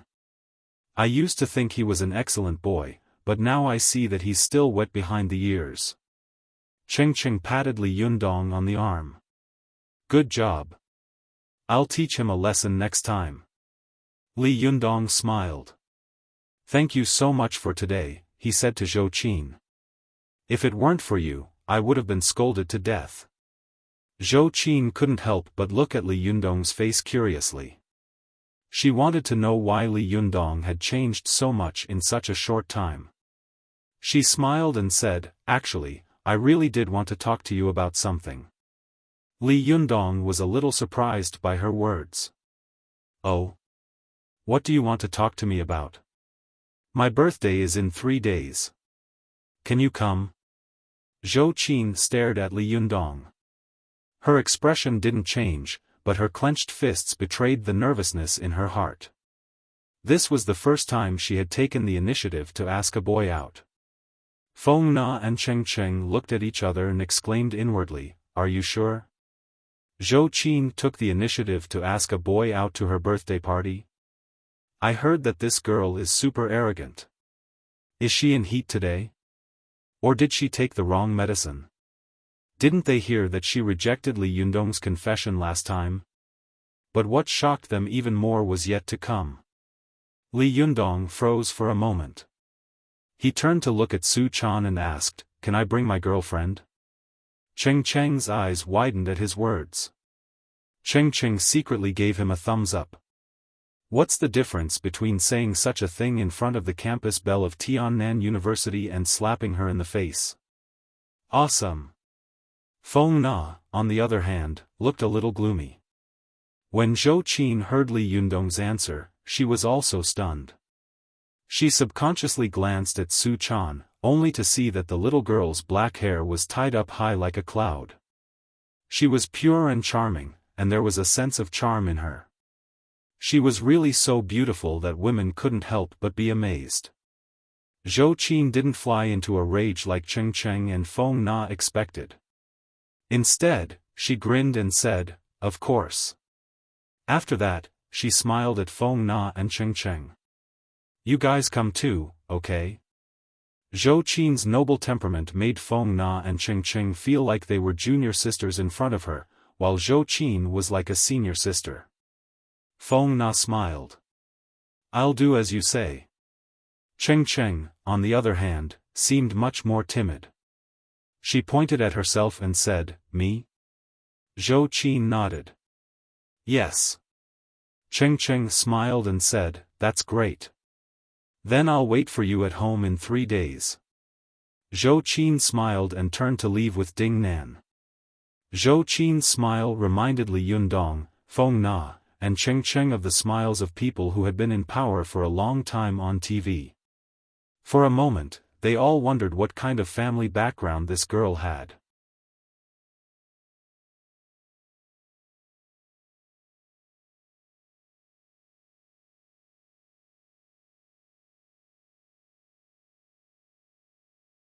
His eyes were filled with hatred and resentment, and his ears were deaf to his mother's loving voice.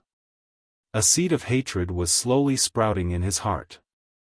But just then, an unexpected guest appeared at the door of Zhao Yujian's hospital room. "Hey, isn't this Zhao Yujian? Why are you lying here?" A careless voice rang out from inside Zhao Yujian's room. Zhao Yujian turned his head and saw Xiaofan looking at him with a smile. "What are you doing here?" Xiaofan walked in with a smile. "Come on, I'm here to see a buddy of mine." Zhao Yujian's mother glanced at Xiaofan and frowned. "You are?" she asked. Xiaofan nodded at Zhao Yujian's mother. "Auntie, I'm Zhao Yujian's classmate." Zhao Yujian's mother smiled. "Okay, I'll get you a glass of water." She picked up the thermos from the bedside and realized that there was no water. She smiled at Xiaofan. "I'll go get some water. Have a seat." Xiaofan smiled. "Thank you, Auntie." Zhao Yujian's mother laughed. "Yujian's classmate is so sensible, unlike those guys who just showed up. Damn it." She walked out of the room, cursing and swearing. Zhao Yujian's mother laughed. Xiaofan watched Zhao Yujian's mother walk out of the room. "What's going on?" he asked. Zhao Yujian had a good relationship with Xiaofan. He was a taekwondo practitioner himself, and he had helped Xiaofan fight a few times in private. Xiaofan had also given him a lot of benefits in return. Zhao Yujian told Xiaofan about what had happened to Li Yundong. "If I don't get my revenge, I'm not a man." Zhao Yujian growled in a low voice. Xiaofan had a history with Zhao Yujian. Xiaofan laughed when he heard that. "Good. You've got balls. I'll get a few of my buddies to help you beat him up." Zhao Yujian shook his head. "I'll get my revenge with my own hands," he said through gritted teeth. Xiaofan looked at Zhao Yujian strangely and sighed. "Forget it, bro, listen to me. You can't beat him in a one-on-one fight. This son of a bitch is too much of a pain in the ass. Unless..." "Unless what?" Zhao Yujian said coldly. Xiaofan seemed to have thought of something. A murderous look appeared in his eyes. "Unless you have a gun." "A gun?" Zhao Yujian's cold, gray eyes began to fill with madness. "You can get your hands on a gun?" "I'm not that good," Xiaofan said darkly. "But I know someone who can." After parting ways with Feng Na and Cheng Cheng, Li Yundong and Su Chan returned to their new home. That night, Li Yundong prepared a sumptuous dinner for Su Chan. After dinner, Li Yundong sat down in the spacious living room to meditate and practice qi. For Li Yundong, practicing qi had become his passion. It was not only because it could increase his strength, but also because he could feel an extreme sense of comfort and pleasure in the process of meditating and practicing qi. Since Li Yundong had completed the Great Zhoutian realm, the meridians in his body were fully expanded. His qi could now flow through the meridians on its own. As long as there was no external interference, Li Yundong would not go berserk. Su Chan felt a lot more at ease. She stared at Li Yundong for only an hour, then went back to her room to watch TV. After the lesson of smashing a TV with a single punch last time, Li Yundong had specifically explained to Su Chan the concept of a TV. After the initial fuss, Su Chan had become obsessed with watching TV, especially the primetime soap operas of various TV stations. This kind of leisurely life lasted for 2 days. Tiannan City finally ushered in the much-anticipated exchange day. Early that morning, Li Yundong changed his clothes and left the house with Su Chan. When they arrived at the school was already decorated with lanterns and streamers. Colorful flags and bilingual Chinese and English banners were hung everywhere. The students in the school were also dressed to the nines. Their faces were full of joy as they discussed the rare event of Tiannan University. It's so beautiful. Su Chan had been to Tiannan University quite a few times. Her eyes lit up when she saw the colorful flags and all kinds of costumes. She clapped her hands and praised Li Yundong. Li Yundong smiled. Just as he was about to enter the campus with Su Chan, he heard a voice coming from beside him. Hey, hey! Where are you two from? Li Yundong turned his head and saw a teacher at the school gate shouting at them. This teacher was none other than the middle-aged teacher who had wanted to grab Su Chan and use her as a hostess. Li Yundong frowned. Mr. Liu, he said. You don't recognize me anymore? Mr. Liu walked up to Li Yundong and deliberately looked him up and down. I'm sorry, he said. There are so many people in this school. I don't know you. Li Yundong said patiently, Mr. Liu, I'm a second-year student at this school. I'm Li Yundong from the Chinese department. Please let me in. Mr. Liu held out his hand and said in a businesslike manner, Oh. Where's your student ID? He pulled out his student ID from his wallet and waved it at Su Chan. Here, he said. Can I go in now? Then, he led Su Chan into the building. Su Chan nodded. Wait, the middle-aged teacher said slowly. You can go in, but she can't. Li Yundong turned around and said angrily, Why not? Mr. Liu rolled his eyes. Today is an exchange meeting. Other people are not allowed to enter. Li Yundong said angrily, She's not like other people. She could go in before, but why not today? Does she look like a criminal to you? Teacher Liu sneered and used his hand to dig his ear. That's hard to say. People nowadays are all pretentious. Who knows? Li Yundong was furious. What did you just say? I dare you to say it again.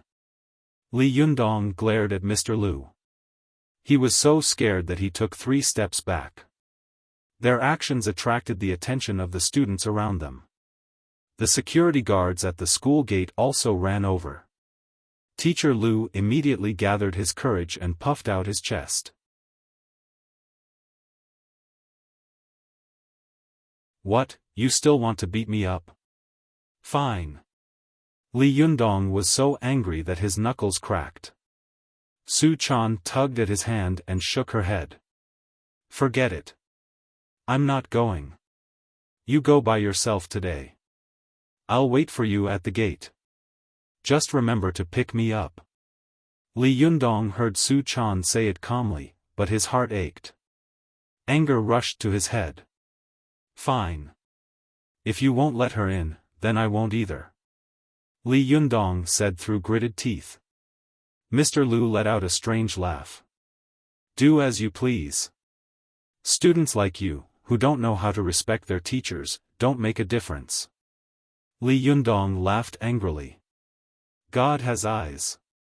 It's great to have one less teacher like you. Idiot. You're tuning into the Xiaofan's Wuxia Tales YouTube channel. Don't forget to subscribe and join us on this journey to catch the most captivating stories.